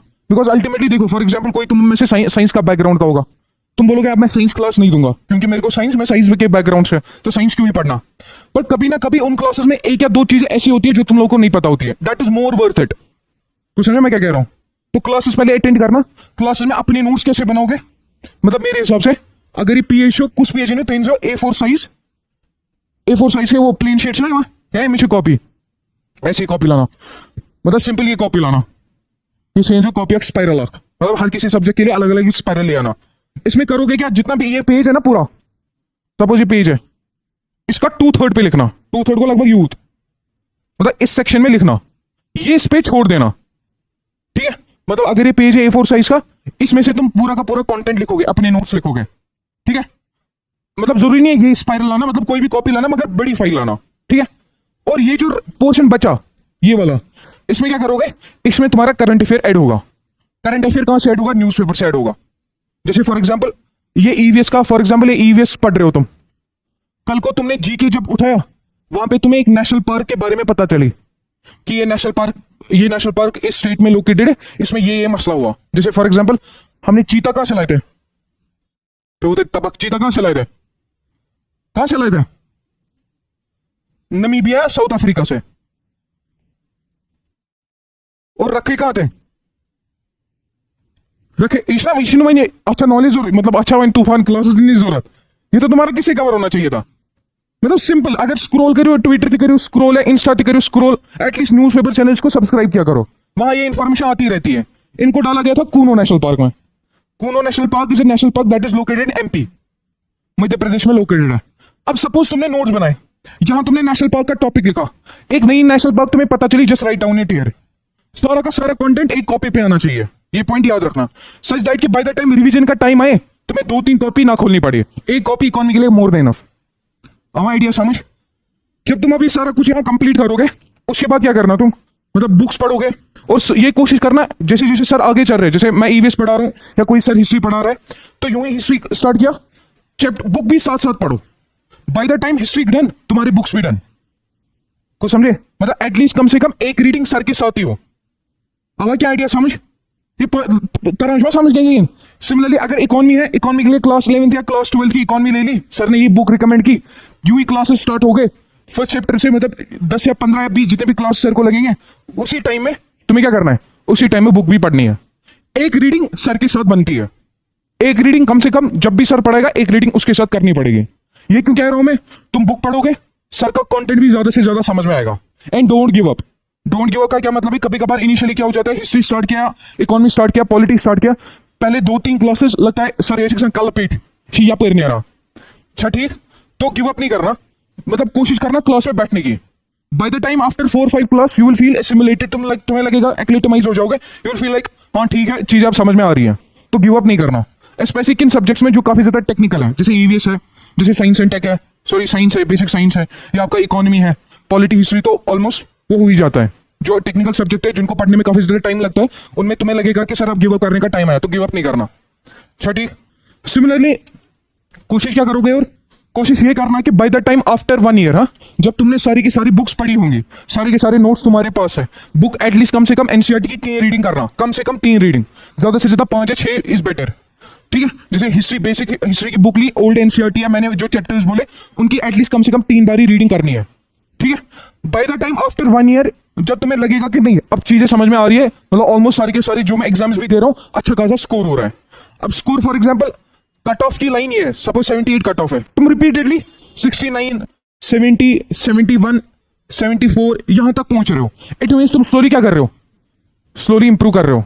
कुछ समझ में क्या कह रहा हूं, कट ऑफ ये है, तुम कट ऑफ के अराउंड ही हो, बट पता चला तुम कट ऑफ ये है, तुम यहां हो। कुछ समझ में क्या कह रहा हूं, मतलब तुमने 1 साल पढ़ा और तुमने एग्जाम दिया, तुम्हारे मार्क्स आ रहे 33, इसका मतलब तुम्हारी स्ट्रेटेजी सही नहीं है। मेक श्योर कि तुम क्या करोगे, यहाँ टीचर्स एक्सेसिबल है, मैं रहता हूँ, बाकी यहाँ के जितने भी टीचर्स हैं उनका फायदा उठाओ, एटलीस्ट उनको बोलो कि सर मेरे से मार्क्स इंप्रूव नहीं हो रहे। कुछ समझ मैं क्या कह रहा हूँ, वो तभी तुम्हें पता चलेगा जब तुम एग्जाम में बैठे हुए हैं। तभी मैं कह रहा था एसएसबी के साथ साथ ये सारे एग्जाम्स भी दे देना, वो तुम्हारे लिए इंपॉर्टेंट है, और उनमें कंपटीशन भी काफी ज्यादा है। स्लोली यू विल सी तुम्हारा पोटेंशियल भी काफी ज्यादा बढ़ रहा है। अभी तुम 2 या 3 घंटे ही पढ़ रहे थे, अभी पता चला 5 या 6 घंटे की पढ़ाई हो रही है, स्लोली 8 घंटे की पढ़ाई हो रही है, हाँ समझ गया। बट आफ्टर 1 ईयर मैं क्या कह रहा हूं, आफ्टर 1 ईयर में तुम लोग को ये कह रहा हूं कि जितने भी तुम्हारे सब्जेक्ट्स है, beat economy, beat history, beat EVS, beat कोई भी सब्जेक्ट ले लो, उसके तुम्हारे हर किसी सब्जेक्ट के 10 पेजर नोट्स बनने चाहिए। 10 पेजर जो क्या होगा, मतलब ये पूरी की पूरी इकोनॉमी की बुक थी, ये इकोनॉमी के नोट्स है, ठीक है। इकोनॉमी के नोट्स तुम्हारे यही बनेंगे, तुमने सारा का सारा कंटेंट इसमें क्या किया, ऐड किया, सारा का सारा करंट अफेयर ऐड किया। नाउ होगा क्या, इसको रिवाइज करने में काफी ज्यादा टाइम लगेगा। एग्जाम के दिन it is impossible to revise each and everything. After 1 year what you will do, इस पूरी इकोनॉमी बुकलेट जो नोट्स की बुकलेट होगी उसको 10 पेजेस में उतारोगे, मतलब जो जो तुम्हें लगेगा ना इसमें से आप इंपॉर्टेंट है वो तुम्हें ऑटोमेटिकली पता चलेगी once you give all these exams कि कौन कौन सी थीम इंपॉर्टेंट है। जस्ट मेक श्योर कि वो 10 पेजेस में आ जाए, सच दैट कि जिस दिन भी एग्जाम हो, जिस दिन उसके एक दिन पहले you are able to revise everything. अब समझ गए, because revision is the key to success here. Does not matter कितनी चीजें पढ़ोगे, अगर रिविजन नहीं होगा फायदा नहीं है पढ़ने का। अब आइडिया क्या समझ, तो जितनी चीजों के क्या करोगे, रिवाइज करोगे उतना तुम्हारे लिए बेहतर है। और मैं तभी बार बार यही कह रहा हूं कि एटलीस्ट कम से कम 3 या 4 बारी क्या करोगे, 3 या 4 बारी बेसिक एनसीईआरटीज को पढ़ोगे। और उनको पढ़ना कैसे, पहले एक बारी रीड करना ऐसी, मतलब चाहे समझ में आ जाए या ना आ जाए, पहले ऐसे एक बारी रीड करना। जब दूसरी रीडिंग करोगे तो अच्छे से रीडिंग करनी है, हर किसी पैराग्राफ को डिटेल में पढ़ना है। When it will come to third reading, make sure कि हर किसी पैराग्राफ को ढंग से पढ़ोगे एंड मेक श्योर कि जो सर ने जो कंटेंट दिया है, ठीक है, और जो मैं बुक से पढ़ रहा हूं ये शायद सिमिलर की नहीं है। अगर तुम्हें लग रहा है कि बुक में कोई additional information, note down there. That's why I told you जो पेज होगा 2/3 पेज लिखना ये छोड़ देना, सच दैट कि बुक से भी जो इन्फॉर्मेशन आएगी वो अपने नोट्स में नोट डाउन करोगे। अच्छा ठीक, ये बेसिक, ये मतलब ये बेसिक चीजें हैं एस्पिरेंट के लिए। Until unless you don't do them, I don't think ये कोई एग्जाम क्वालिफाई होगा, स्पेशली वो एग्जाम जो कॉम्पिटिटिव नेचर का है। और समझिए, तो करना क्या है, क्लासेस अटेंड करोगे, अपने नोट ढंग से बनाओगे, बुक्स जो सर ने रिकमेंड की होगी वो क्लासेस के साथ ही पढ़ोगे। आफ्टर दैट यहाँ पे तुम्हारे एग्जाम्स भी होंगे, वीकली टेस्ट भी होगा, एक फिर कॉम्प्रिहेंसिव टेस्ट भी होता है, ठीक है। करीबन तुम्हारे अगर 7 या 8 सब्जेक्ट है, 42 माइक्रो टेस्ट रहता है, ठीक है। फिर हर किसी सब्जेक्ट का एक बड़ा टेस्ट भी रहता है, और बड़े क्वेश्चंस भी रहते हैं, मतलब उसमें 30, 40, 50 क्वेश्चंस रहते हैं। बीच में जो माइक्रो टेस्ट है उनमें 20 क्वेश्चंस तुम्हें मिलेंगे, ठीक है। वो हर किसी चैप्टर के बाद तुम्हें मिलेंगे। आधा चैप्टर किया कंप्लीट, उसके बाद तुम्हारा एक टेस्ट होगा। वो test plus 14,000 plus questions plus regularly exam दे रहे हो। और कोशिश करना कि जब भी एग्जाम देने जाओगे बोलना नहीं है किसी को, ना ही घर वालों को बोलना है। मैंने किसी में फॉर्म भरा, keep it to yourself, don't tell anyone. तुमने एसएसबी का कोई फॉर्म भरा, ये मैं सब फॉर्म एसएसबी भरा, ठीक है। होगा क्या, वो फैमिली साइड से वो प्रेशर आ जाता है। इवन फैमिली अगर सपोर्टिव भी होगी ना कहीं वो हिंट मार देते हैं, ताने मार देते हैं, ठीक है। वो ऑब्वियसली वो जेन्युइन कंसर्न भी है उनका। तो जब भी कोई भी एग्जाम दोगे मेक श्योर कि किसी को बोलोगे नहीं। ये मेरी पर्सनली एडवाइस है। Don't tell anyone, don't tell your friends also. अगर कोई बोलेगा क्या करने जाओगे, अगर इंशाल्लाह यहाँ हो गए, कोई बोलेगा क्या करने जा रहे हो, बोला मास्टर्स के लिए अप्लाई किया है, मैं यूनिवर्सिटी जा रहा हूँ, ये नहीं बोलना कि मैं किसी कंपिटेटिव एग्जाम के लिए पढ़ रहा हूँ। उससे होगा क्या, एक तो घर वालों साइड से होगा चगी परा अच्छा मेरा का एग्जाम है, यही आता है ना, यही तो रहते हैं, ये होता है ना नॉर्मली, चगी परा क्या करा ऐसा होता है कि नहीं? मैं सीरियसली कह रहा हूँ, कश्मीर में तो बहुत, प्लस कश्मीर में ये मसला है कि यहाँ पे नेबर्स भी काफी ज्यादा क्या करते हैं नेबर्स, तिम ज्यादा तिम मोटिवेटेड ना हमसे ऐसा मुझे पर नहीं थे वह बनी डॉक्टर हो गया हिमा ऐसा हम ऐसा, तो बेहतर था अफजल को ये वन जो कैसे जब भी कोई भी एग्जाम दोगे डोंट टेल एनीवन कि मैंने इसका फॉर्म भरा है या मैं इस एग्जाम के लिए प्रिपरेशन कर रहा हूँ, ये मेरी personal as a big brother take my advice, don't tell anyone also, किसी को बोलना भी नहीं जिंदगी में, जो कुछ भी करोगे अच्छा जो कुछ भी करोगे किसी को बोलना नहीं, स्पेशली ये एग्जाम्स, ठीक है? कोई भी फॉर्म भरोगे, फॉर्म भरना चुपचाप और एग्जाम देके आना, हुआ क्वालिफाई तो माशाल्लाह सबको पता चलेगी, नहीं हुआ तो खुद को ही बस पता चलेगी, फेलियर भी खुद को ही पता चलनी चाहिए, बट उस फेलियर से सीखना है कि अगर मेरे कम मार्क्स आए तो रीजन क्या था, और समझ गया? अगर मेरा इकोनॉमी पढ़ रहा हूं तो इकोनॉमी से मेरे को क्वेश्चन क्यों नहीं आ रहे, मैं बार बार रिपीट कर रहा हूं, इसका मतलब कहीं ना कहीं कंसेप्चुअल क्लैरिटी नहीं होगी, मैं वहां पे बेस चीज पर, मैं वहां पे एनसीईआरटी पर खुद को इवेलुएट करना इस जर्नी में काफी ज्यादा इंपॉर्टेंट है, इसमें खाली रोट लर्निंग के हिस्ट्री पर, ज्योग्राफी पर, पॉलिटी पर खाली तो रट कर याद तो वो नहीं है, make sure you will test yourself at every point of your time, जब भी मौका मिला शाम को 10-15 मिनट फ्री बैठे हो ऐसे स्क्रॉल किया, जस्ट डू सम क्वेश्चंस, उससे होगा क्या, दिमाग शार्प रहेगा, अपनी नॉलेज का रिवीजन खुद ब खुद होगा, and once you go to the exam you will see यार ये एमसीक्यूज देखे लगते हैं, फिर वहां ज्यादा टाइम नहीं लगता सारे के सारे क्वेश्चंस को अटेम्प्ट करने में, कुछ समझे? जब एग्जाम देने जाओगे after doing all this preparation you will see within half an hour या within 60 minutes you will be able to complete every paper, मतलब 60 मिनट्स में ही तुम सारा का सारी जितने भी क्वेश्चन है देख के आओगे विद इन 60 मिनट, क्योंकि तुम्हारी एक तो रीडिंग स्पीड बढ़ेगी, एनालिटिकल स्किल बढ़ेगा, वो सोचने का स्किल बढ़ेगा, वो किससे होगा, वो अपने बेसिक चीजों को ढंग से करने से होगा, हिस्ट्री ढंग से पढ़ी, और याद रखना रोट लर्निंग पे ज्यादा ध्यान नहीं देना, रट थे में ज्यादा चीज याद क्या, कोशिश करो उसको 4-5 बारी पढ़ने की, इसमें बहुत चीजें रटने के लिए, सुशी के साथ बहुत तू ज्यादा एक टाइम आता है कि भाई मैं पढ़ रहा हूँ या मतलब रोट लर्निंग कर रहा हूँ, तो रोड लर्निंग इसमें करना नहीं, ये वो कोई कॉन्सेप्ट नहीं है, इसमें एक कॉन्सेप्ट है कि चीजों को बार बार पढ़ना है, वो ऑटोमेटिकली तुम्हारे परमानेंट मेमोरी में चली जाती है, और साथ साथ में क्या करोगे, साथ साथ में एमसीक्यूज, जितनी प्रैक्टिस करोगे, मैं फिर से कह रहा हूं ज्यादा मत पढ़ो, ज्यादा किस पे ध्यान दो, प्रैक्टिस, खाली एमसीक्यूज करने हैं, दिन में ये टारगेट रखा करो 20-25 एमसीक्यू मैं रोज डेली करूंगा, रोज डेली 20-25 एमसीक्यू, उससे क्या होगा, उससे प्रैक्टिस, दिमाग भी शार्प होगा, एग्जाम में जाओगे कॉन्फिडेंट फील होगा, लुक मैं काफी ज्यादा क्वेश्चन खुद करके आऊं, आवा आइडिया समझ, ठीक है? Hope to see you in the classes, all the best. Hello, okay, अस्सलाम वालेकुम।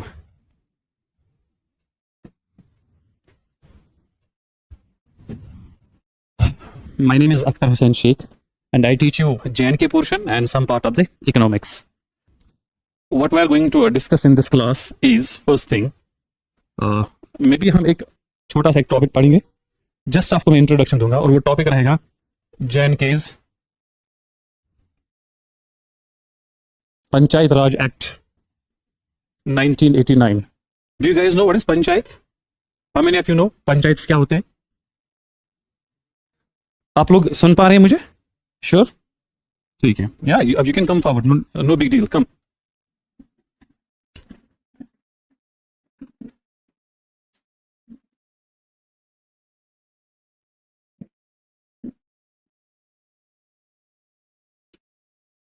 And after that if time permits हम छोटा सा डिस्कस करते हैं सिलेबस को, जम्मू कश्मीर वाला एक अलग से उन्होंने सिलेबस दिया है, राइट? वो हम डिस्कस करेंगे, ठीक है? Have all other teachers discussed the part of their syllabus, right? ठीक है। See, in Jammu and Kashmir portion, in J&K part, we have 3 big, divisions. One, we have polity. J&K is polity. जैसे हम Indian polity पढ़ते हैं, आपको similarly क्या पढ़ना है? J&K की पॉलिटी पढ़नी है। Geography, right? And economics of geography of and polity of J&K. एक और पार्ट है, उसको हम मिसलिनियस में लेते हैं, अदर्स। अदर्स में आते हैं आपके current affairs of the J&K. Are you getting it? Have you understood the schedule or the your syllabus? आपने देखा अपना एनटी के लिए तैयारी कर रहे हैं ना आप, ठीक है? आपको उसमें जनरल नॉलेज पढ़ना है, राइट, मैथमेटिक्स वगैरह पढ़ना होगा, रीजनिंग पढ़ना होगा, और जनरल नॉलेज में एक पोर्शन अलग से दिया हुआ है, that is the part of J&K. And J&K, we will have to do what? We will have to go for J&K's polity, J&K's geography अलग से पढ़ना होगा, J&K की इकोनॉमी बिल्कुल अलग से पढ़ना होगा। समझ आ रहा है? ठीक है। आज हम एक थोड़ा सा मैं आपको ओवरव्यू देता हूं। एक अगर आप सिलेबस देखेंगे अपना, उसमें आपको मेंशन है J&K पंचायत राज एक्ट 1989। ठीक है। Before I dwell into this, मैं आपसे ही जानना चाहूंगा कि पंचायत क्या होते हैं, बताइए।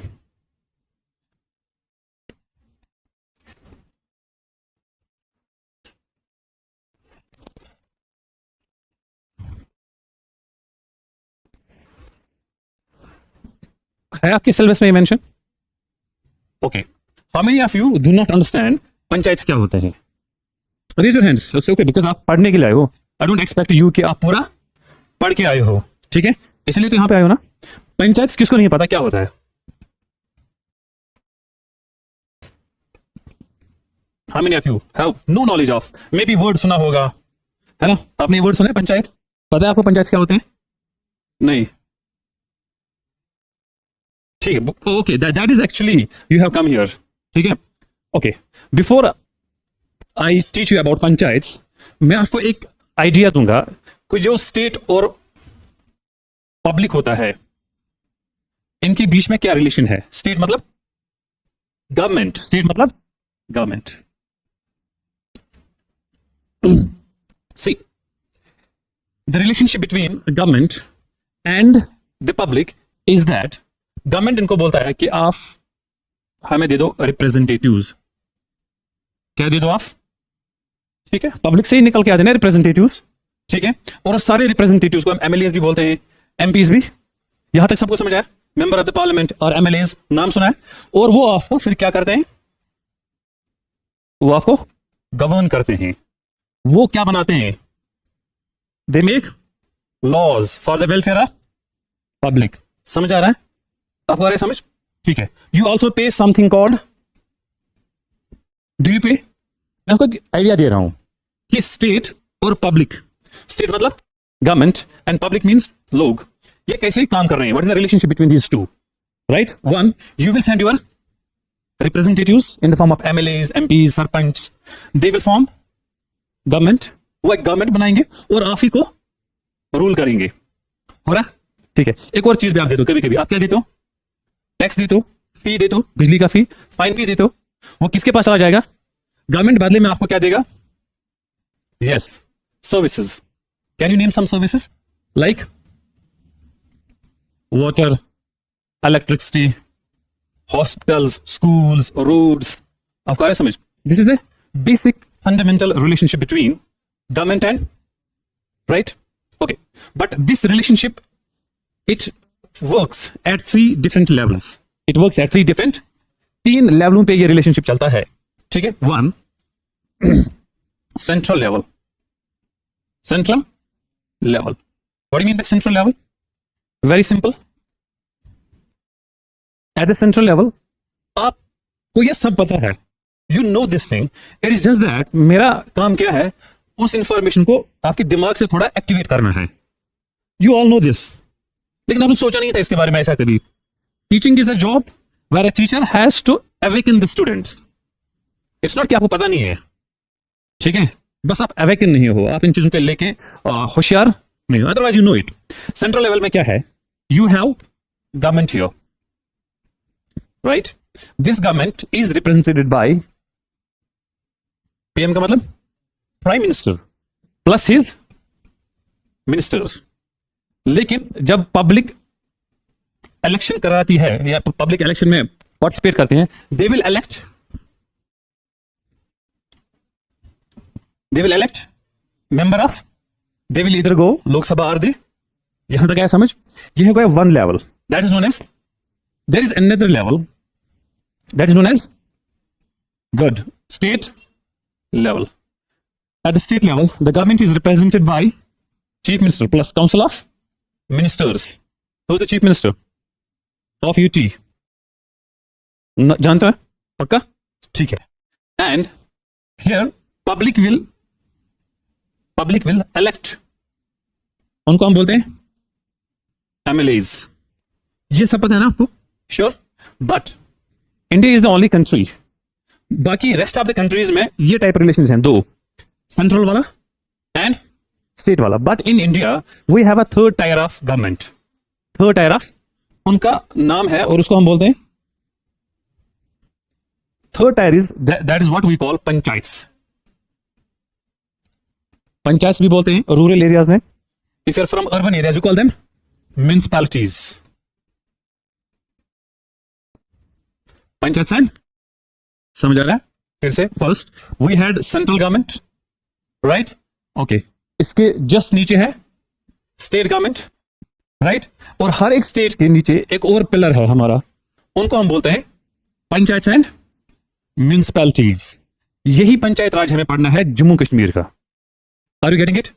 Well you will elect some people, इनको आप सरपंच भी बोल सकते हैं, पंच भी बोल सकते हैं, या वार्ड मेंबर्स भी बोल सकते हैं, या अगर आप सिटी से हैं काउंसलर्स भी बोल सकते हैं उनको, मेयर भी उनको बोला जाता है। आपको आ रहा है समझ? So panchayat raj act 1989 it deals with creation of local bodies. Local bodies कौन से लोकल बॉडीज हैं? Panchayat and municipalities. यहां तक समझ आया? अब मुझे बताइए व्हाट इज द नीड कि हमें पंचायत इलेक्शंस कराने पड़ते हैं इंडिया में? What is the need? हाँ, गुड वन, देखो यू नो इट, फिर से मैं आपको बता रहा हूं। आप गवर्नमेंट को इलेक्ट क्यों करते हैं? पहले ही मैंने आपको बताया, वो आपको सर्विसेज प्रोवाइड करेंगे, right? Now why have you to go for panchayat elections और म्युनिसिपैलिटी इलेक्शंस क्यों कराते हैं हम? या इन बॉडीज को हम क्यों बनाते हैं? इनका दूसरा नाम है लोकल बॉडीज और local self governing bodies, LSGs भी इनको बोलते हैं। LS local self governing bodies. सही, मैं आपको एक एग्जांपल देता हूं। आपने इलेक्शन में हिस्सा ले लिया, have you casted your votes ever? ठीक है, have you cast your votes? ठीक है, अब आपके घर के सामने रोड खराब है, अंडरस्टैंड? ये किसकी ड्यूटी है रोड ठीक करना? MLA as well as MPs, क्योंकि एमपी रिप्रेजेंट करता है अपनी कॉन्स्टिट्यूएंसी को।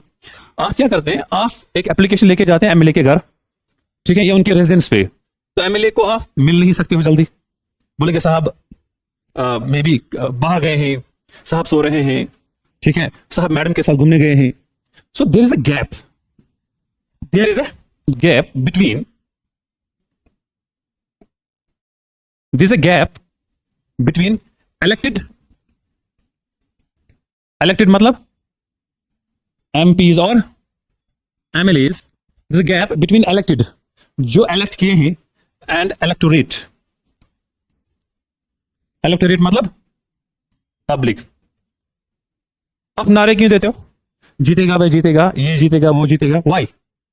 बिकॉज यू नो दैट अगर मैं इनको रिप्रेजेंट कर रहा हूं, अगर मैं मिस्टर ए को वोट दे रहा हूं, कल यही मिस्टर ए मुझे एक अच्छी सर्विस प्रोवाइड करेगा, एक अच्छा ड्रिंकिंग वाटर मेरे लिए होगा, हॉस्पिटल्स में डॉक्टर्स होंगे, ठीक है, आपको रात को जाना पड़ा हॉस्पिटल तो दवाई की अवेलेबिलिटी होनी चाहिए वहां पे। ये चीज कौन मेंटेन करेगा? आपको पता है, MLAs and. But it has been found in India that there is a gap between MPs and MLAs and the public, और कभी कभी ये आपस में मिलते भी नहीं है। इलेक्ट हो गए 5 साल के बाद चेहरा दिखाते हैं, आपको आ रहा है समझ?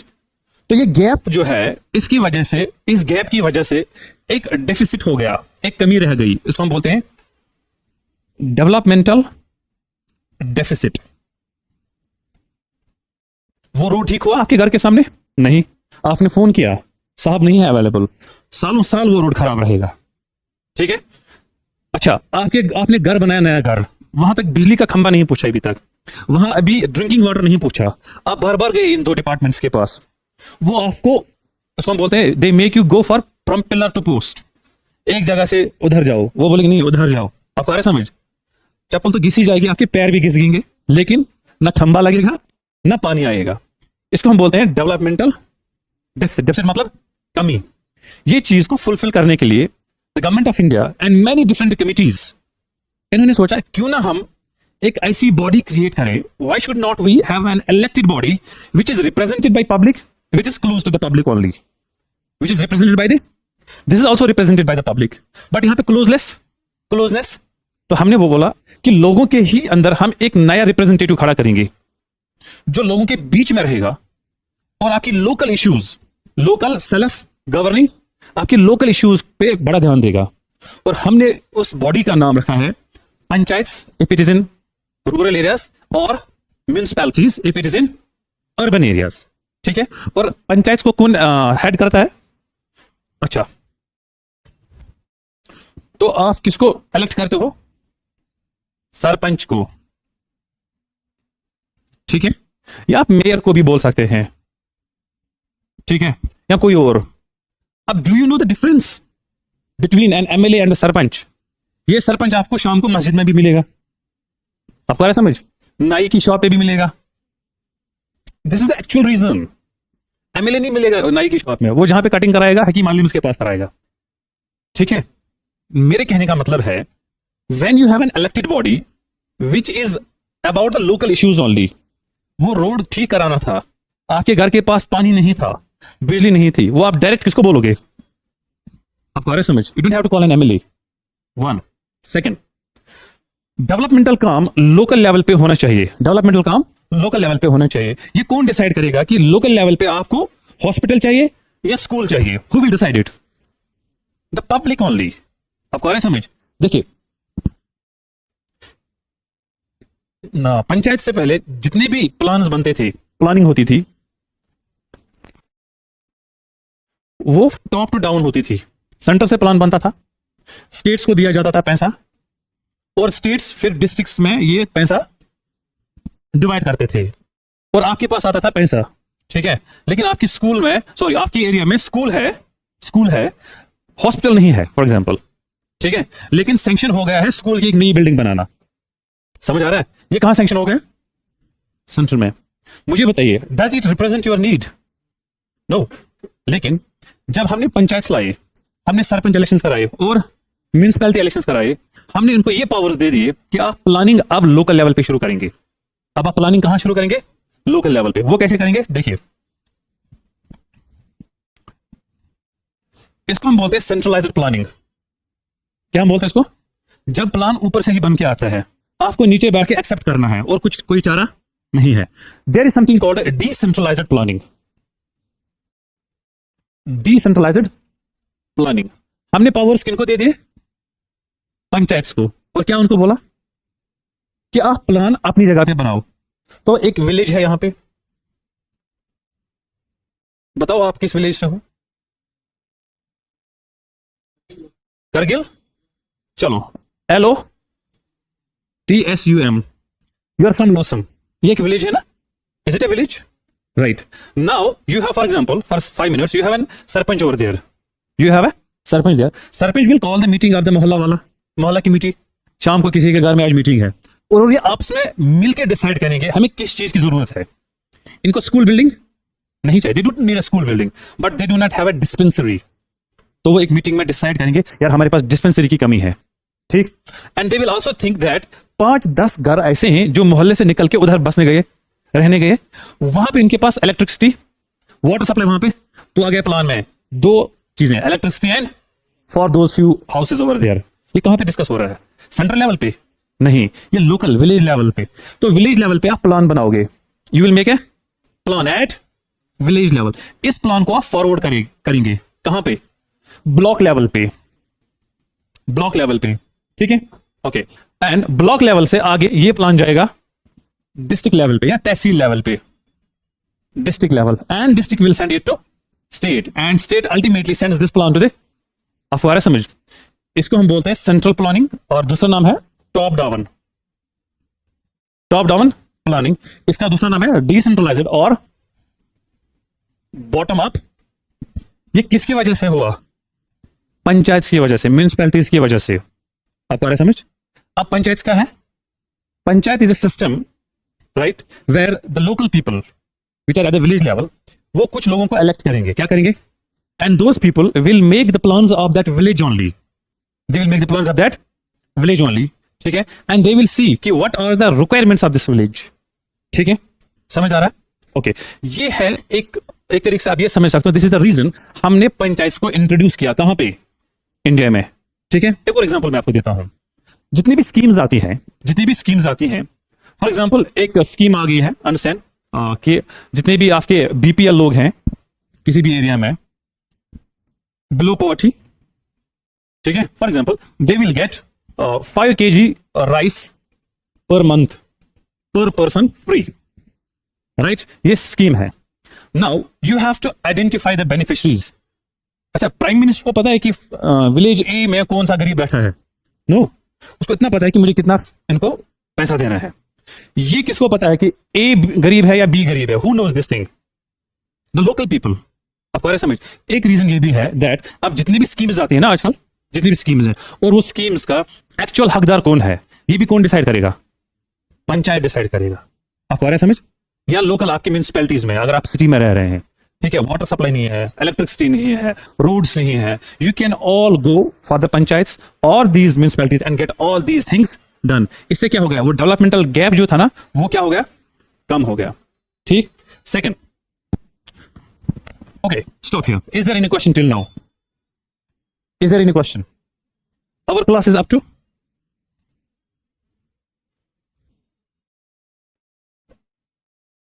12:15. Is there any question? Now, should I ask some questions? It's a free class, don't worry. I'm not carrying a machine gun and I will fire a bullet on your head कि अगर आपको answer नहीं पता है. ठीक है, बताइए पंचायत क्या होते हैं? अच्छा, वॉलंटियरली कौन उठेगा और वहीं पे जवाब देंगे? वॉलंटियरली, चलो आप ही बताओ. हाँ, यानी कि लोकल इश्यूज जो है आप उनके लिए सोल्यूशन लाए और वो लोकल प्लान्स आप बनाए. ठीक है, समझ आ रहा है? अगर ये रूरल एरियाज में है तो इनका नाम रहेगा, अगर ये अर्बन एरिया में है तो नाम विल बी म्यूनिसिपैलिटीज. समझ आ रहा है? ठीक है, तो ये है आपका एक आइडिया. मैंने एक बेसिक आइडिया, मैंने पढ़ाया नहीं आपको, ये आपको पता था, बट जस्ट मैंने इसको एक थोड़ी डायरेक्शन दिया है. ठीक है, अब मुझे बताइए, ये पंचायत जो हैं और the municipalities, why are they important? Why are they important? आपका आंसर गलत भी हो सकता है. स्टार्ट. मेरे क्लास का यही ऐसी तरीका है, मैं आपसे ही ज्यादा जानने की कोशिश करता हूं, because you guys are filled with knowledge. Just the need is to give you a small direction. ठीक है, एक डायरेक्शन की जरूरत होती है आपको, एक पुश की जरूरत होती है आप लोगों को. आपको क्या लगता है कि पंचायत क्यों हैं या क्यों होनी चाहिए?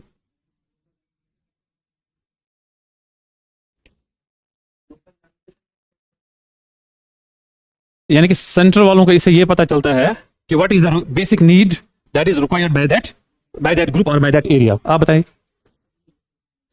ठीक है, और कोई आइडिया? आपको लगता है कि इससे विमेन एम्पावरमेंट होता है? कैसे? आप बताइए. Actually, yes, he's right. Second, women empowerment, because you allow women to take part in the elections. ठीक है? Should we allow women? Boys, should we allow women to take part in the elections? Should we? अरे जो दिल में है ना वही बोल. ठीक है, शादी की है? अच्छा, कल आप शादी करेंगे, I mean, in the future. तो अगर आपकी बीवी ने आपको बोला कि मुझे ना इलेक्शन में जाना है, लाइक पंचायत इलेक्शन है, विल यू अलाउ हर? अरे करोगे अलाउ? ठीक है, गुड. Women empowerment. और क्या क्या लगता है आपको, क्या क्या हो सकता है पंचायत के through? Do you think we will be able to remove the poverty? हाँ जी, बताइए. Actually yes, good. जो आपके मार्जिनलाइज्ड सेक्शंस हैं, मार्जिनलाइज्ड सेक्शंस ऑफ सोसाइटी जो है, इनको इंपावर किया जा सकता है. फॉर एग्जांपल, मार्जिनलाइज्ड सेक्शंस कौन कौन होते हैं? एससीज, STs, OBCs, women, hilly areas, children, ये होते हैं मार्जिनलाइज्ड सेक्शंस, जिन तक अभी डेवलपमेंटल बेनिफिट ज्यादा नहीं पूछे हैं. देखिए, अगर आप जेएंडके के लेवल पे देखेंगे ना, सबसे ज्यादा डेवलपमेंटल लेवल पे कुछ ही डिस्ट्रिक्ट्स आगे हैं. Like you have Srinagar, you have Anantnag, few districts, right? जो दूर वाले डिस्ट्रिक्ट्स हैं वहां पे ज्यादा डेवलपमेंट. समझ आ रहा है? चलिए, दूर वाले डिस्ट्रिक्ट्स में भी अगर आप देखेंगे, वहां पे बस कुछ ही लोग हैं जिनके पास डेवलपमेंटल बेनिफिट्स हैं. जनरल कैटेगरी के लोग, कुछ एके दुके STs and OBCs, not all. ठीक है, there are some people in J and K जिनके पास अभी भी बिजली नहीं है, वुड यू बिलीव? रोड नहीं है. दे लिव इन टोटल हिली टेरेन्स, आपको आ रहा है समझ, उनको आप एम्पावर कैसे कर सकते हैं? सिंपली आप देखिए, मैं आपको एग्जांपल देता हूं। ये एक मोहल्ला है, ठीक है, इस मोहल्ले में आप एसटी हैं, आप एससी हैं, ठीक है, just for the sake of understanding. अब ये बाकी मोहल्ला है, आप एक साथ रहते हैं, बट आपके कुछ घर हैं, आपके कुछ घर हैं, ये आपस में इलेक्शन करते हैं। ज्यादा पॉपुलेशन किनकी है? इनकी है। Representative will be from them, higher chances हैं इनके जीतने के, ठीक है। वो आपकी बात करेगा? नहीं करेगा। Under panchayat raj act we give एससीज एसटीज रिजर्वेशन, आपको आ रहा है समझ, हम आपको अलग रिजर्वेशन देते हैं कि अगर आप एससीज हैं या एसटीज हैं, आपको अलग से रिजर्व, आपकी सीट रिजर्व है। उससे क्या होगा कि ये लोग भी अपनी बात रख पाएंगे। That is what he said, marginalised sections of society को वॉइस मिलती है, ठीक है। और क्या क्या हो सकता है पंचायत से? हाँ बताइए कुछ। सिटी में क्या हो रहा है म्युनिसिपैलिटीज की वजह से? पोल्यूशन खत्म हो रहा है, यस, ठीक है, और कम हो रहा है, आई नो दैट, ठीक है। वेस्टेज खत्म हो रहा है, ठीक है। अच्छा, एनवायरनमेंट को बचाया जा सकता है, क्यों? फॉर एग्जांपल किसी एरिया में कोई पॉन्ड हुआ करता है पहले, तालाब, तो म्युनिसिपैलिटी को अगर लगेगा कि यार ये अच्छा, हम इसको रिकवर कर सकते हैं, प्लांटेशन के लिए जा सकते हैं, आप अपनी एनवायरनमेंट को बचा सकते हैं, ठीक है। You can go for anti poverty programmes, ठीक है। Lot of benefits are there for which you can get through these panchayat, ठीक है। समझ आया? Got it? This is basic idea. मैंने आपको पढ़ाई नहीं है panchayat act, I haven't yet taught you, I just give you an introduction कि what is a panchayat, why panchayat are important। अब मैं आपको थोड़ा हिस्टोरिकल बैकग्राउंड देना चाहता हूं। जो बुक्स नॉलेज है, बुक्स नॉलेज, वर्ड पंचायत एक संस्कृत वर्ड है। It is formed by two words, panch and ayatnam। Panch means 5 and ayatnam means an office or group of elders,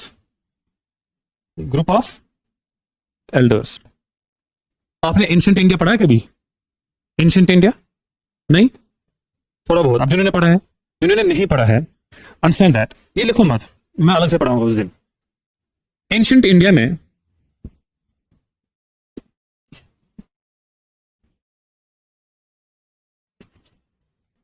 ancient India में क्या हुआ करता था, दैट अगर एक विलेज होता था, विलेज लेवल पे, ठीक है, जितने भी घर हुआ करते थे वहां पे, एक मोहल्ला है जो भी है, वहां पे जनरली 3 से 5 लोग जो उस मोहल्ले के एल्डर्स हुआ करते थे, वो किसी बरगद के पेड़ के नीचे बैठा करते थे पुराने जमाने में, 3000 साल पहले या 2500 साल पहले।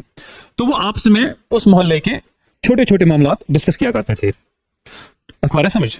और उसी एक समझो एक पार्ट ऑफ कल्चर बन गया था कि अगर दो हमसायों के बीच में मसला हुआ था, कुछ भी मसला, ये इसका सोल्यूशन कौन देगा? ये 5 लोग एल्डरलीज, ये वाइज हुआ करते थे। बोलते हैं कि जो जितने भी बड़े लोग होते हैं elderly, they are very wise, उनको एक्सपीरियंस होती है, ठीक है। तो यही है, नाम यही से निकला है। पंच मीन्स 5, आयतना मीन्स या तो ऑफिस और ग्रुप ऑफ एल्डर्स। तो किसी मोहल्ले में बैठा करते थे और अपनी मसाइल डिस्कस किया करते थे, ठीक है। और यही चीज चलती आई and by the time we reach in the modern times, हमने इस पंचायत को, इस टर्म को, जो एंशिएंट इंडिया में इवॉल्व हो गया, ये institution, it has evolved in ancient India, it has passed over the Mughals, the British and now in the modern India.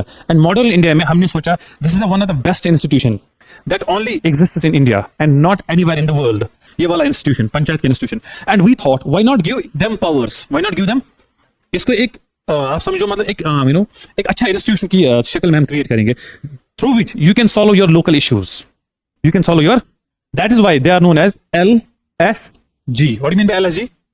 Local self governing bodies. Local self means people are directly involved in it, आपको समझ, and ये आपको govern करेंगे। अगर आपको पता होगा, अगर आपके एरिया में कोई पंचायत की बिल्डिंग है या पंचायत की प्रॉपर्टी है, वो आप without the permission of panchayat इस्तेमाल नहीं कर सकते, आप हमारे समझ। और वो पैसा सिर्फ और सिर्फ पंचायत का है। अगर उससे कुछ पैसा हो, जैसे कि आप म्युनिसिपैलिटीज देखो यहाँ पे, है ना, ये म्युनिसिपैलिटीज, सिटी की म्युनिसिपैलिटीज किसी लैंड को किराए पे दे सकता है, और वो पैसा आप किसके लिए इस्तेमाल करेंगे? Then for the development of that area, आपको समझ। So panchayat are small institution, जैसे चीफ मिनिस्टर का एक इंस्टीट्यूशन होता है, प्राइम मिनिस्टर का एक अलग इंस्टीट्यूशन होता है। सिमिलरली एक रिप्रेजेंटेशन आपको देता है, सो दैट आप लोकल इश्यूज को हैंडल कर पाओगे। ठीक, this is the concept of panchayat और municipalities. Understood? Is there any question? I haven't taught you the law, हमें पढ़ना है पंचायत का लॉ, और इससे हर साल 2 से 4 क्वेश्चंस आते हैं। ठीक है, okay, stop here. Now let's discuss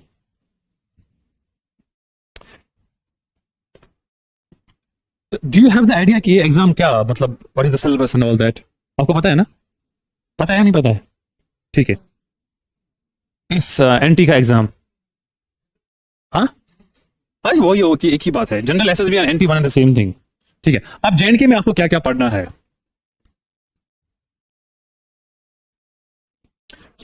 हाँ, जोर से, I am not able to hear you. किसका? हाँ, सी मेरे साथ जेएनके में आपको क्या पढ़ना है? First polity. जेएनके की पॉलिटी में हम क्या क्या पढ़ने जा रहे हैं? Give me a minute.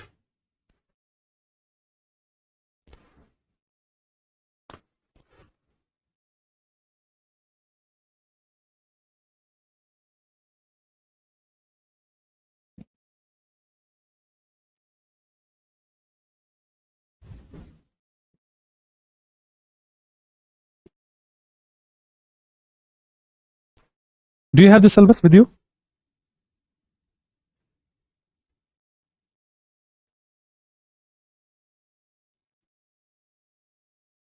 Computer. Yes.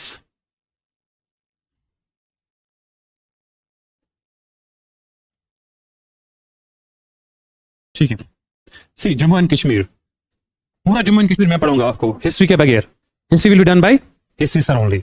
Now under Jammu and Kashmir अगर आप सिलेबस देखेंगे अपना, जम्मू कश्मीर से अलग 10-12 क्वेश्चन आते रहते हैं। ठीक है, and that means a lot. एक क्वेश्चन अगर आपसे गलत हो गया तो आप बाहर हो सकते हो, 10-12 की तो बात ही नहीं, can not take it lightly. ठीक है, जम्मू कश्मीर आपको सबसे पहले आपको क्या पढ़ना है? जेएनके की इकोनॉमी के बारे में। जेएनके की इकोनॉमी के बारे में हम पढ़ेंगे, एग्रीकल्चर, हॉर्टिकल्चर है, कुछ स्कीम्स हम पढ़ेंगे। ठीक है, ओके, इंडस्ट्रियल सेक्टर हम पढ़ेंगे जम्मू कश्मीर का सिर्फ। ठीक है, वुडन टेक्सटाइल है, सिल्क इंडस्ट्री, हमारी जितनी भी हमारी लोकल इंडस्ट्रीज हैं इनके बारे में हम पढ़ेंगे। ठीक है, एनर्जी, पावर कहां से आता है, कितना पावर है हमारे पास, इलेक्ट्रिसिटी कितना जनरेट हम कर पा रहे हैं। ठीक है, मे बी सीमेंट इंडस्ट्री के बारे में थोड़ा सा हम पढ़ेंगे। अच्छा, टूरिज्म के बारे में हम पढ़ेंगे। अच्छा, जेएनके टूरिज्म पॉलिसी 2020 इसके बारे में पढ़ना है।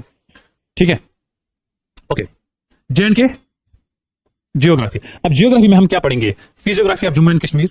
ठीक है, जम्मू कश्मीर के क्रॉप्स पढ़ेंगे, सॉइल्स पढ़ेंगे, इंपॉर्टेंट लैंड फॉर्म्स हैं, रिवर्स हैं, लेक्स हैं। ठीक है, इंपॉर्टेंट माउंटेन्स हैं। ठीक है, अच्छा, इंपॉर्टेंट पावर प्रोजेक्ट्स। ये हो गया जम्मू कश्मीर का geography. Now topics under polity, सबसे इंपॉर्टेंट है हमारे पास जेएनके पंचायत राज एक्ट 1989। ठीक है, जिसका overview, it's not even an overview, जिसका मतलब आपको एक बर्ड्स व्यू आपको दे दिया। ठीक है, then reorganisation act 2000। How many of you know what is a reorganisation act? This is the same act which divided the state of Jammu and Kashmir into 2 UTs. ठीक है, under the same act, okay, जिससे आप दोनों का हमारा और आपका breakup हो गया, पता है आपको? हाँ, आपने बोला कि हम इनके साथ नहीं रहना, हम थक चुके हैं इनके साथ रह के, आप करो अकेले ऐश, स्टेट नहीं मिलेगी ना, 6th शेड्यूल मिलेगा। ठीक है, then delimitation commission. What is delimitation? Is it bombardment? ज्यादा मत हो रहा है इंफॉर्मेशन की, जस्ट मैं आपको सिलेबस डिस्कस कर रहा हूँ। डिलिमिटेशन होता है जैसे कॉन्स्टिट्यूएंसीज होते हैं ना, कॉन्स्टिट्यूएंसीज की बाउंड्री को चेंज करना। जैसे कि आप कॉन्स्टिट्यूएंसी ए हैं और आप कॉन्स्टिट्यूएंसी बी हैं, जब इलेक्शंस होते हैं ना, इलेक्शन से पहले हम देखते हैं कि यहां से ज्यादा पॉपुलेशन तो नहीं है, तो पॉपुलेशन को बराबर करने के लिए मैं आपको बोलूंगा आप ये एरिया इनके साथ हो गए। This process is known as delimitation commission. यहां पे हुआ था रिसेंटली 2020 के बाद। ठीक है, आपको नहीं पता चलेगा। ओके, आरटीआई एक्ट नहीं पढ़ना हमें, आरटीआई एक्ट हमें पढ़ना था, किसी एक के लिए उन्होंने last year RTI act compulsory रखा था, but for the general SSB and for NT we don't have to go for RTI. चलिए, और हमें पढ़ने हैं current affairs of Jammu and Kashmir. ठीक है, this is the syllabus of J and K portion. अब आप सोचेंगे हम तो इंस्टीट्यूट आएंगे, हम जेएनके नहीं पढ़ेंगे, तो फिर आप ये समझ लो कि आपको पता है, फॉर एग्जाम्पल अगर किसी एग्जाम में कट होता है for example 70, that means if you have 70 you are selected. If you have 69.75, how much is the shortage here? 0.25. काश अगर आपके पास 0.25 मार्क्स होते तो आपकी सिलेक्शन वो तो मैं आपको बताऊंगा रियल लाइफ एग्जांपल्स क्या होते हैं। आपको पता है जब आप एग्जाम देंगे, किसी ने आज तक कोई एग्जाम दिया है? Be honest, if you feel it's okay. चलिए, अगर आपके पास 0.25 मार्क्स कम होते हैं तो you will not be selected, और 0.25 मार्क्स की वजह से हजारों बच्चे बाहर होते हैं। सो याद रख लेना मेरी बात। पता नहीं हम कब मुलाकात करेंगे, अब कल करेंगे, परसों करेंगे, या 2-3 महीने के बाद करेंगे, जब मेरा टॉपिक आएगा। याद रख लेना, do not take any portion lightly. For example, some of you may be from science background and they think नहीं मुझे मैग्नेटिज्म नहीं पढ़ना, मेरे को सब पता है। ऐसा मत करना please. If you are from even mathematics background, no, take math seriously, take every part seriously, take every part seriously. क्यों सीरियसली लेने की जरूरत क्यों है? Because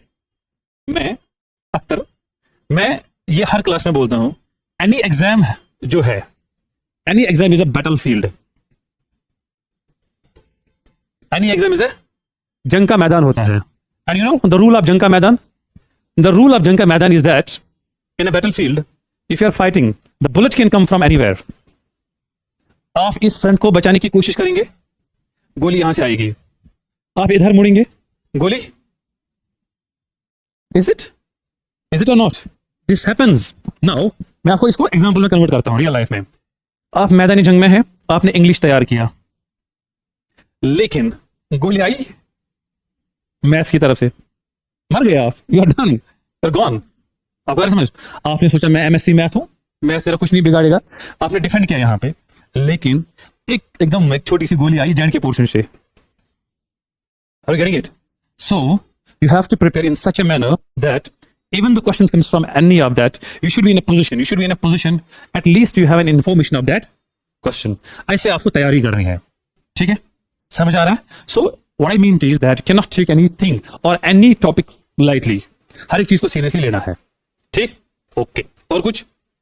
Anything else? Are you guys tired? थक गए हो? अभी तो जिंदगी के एग्जाम आने वाले हैं आपके, you just come out of the shells। अभी आप कॉलेज से बाहर आके आए हो, ठीक है? तो I think this is enough, ठीक है? बट एक चीज याद रखेंगे आपको अगर सच में एग्जाम क्वालिफाई करना है तो प्लीज ज्वाइन कीजिए। If you are just for the sake आपकी चलो मैं देख लेता हूं, do not waste your precious time. तो घर में कुछ काम धंधा शुरू करो।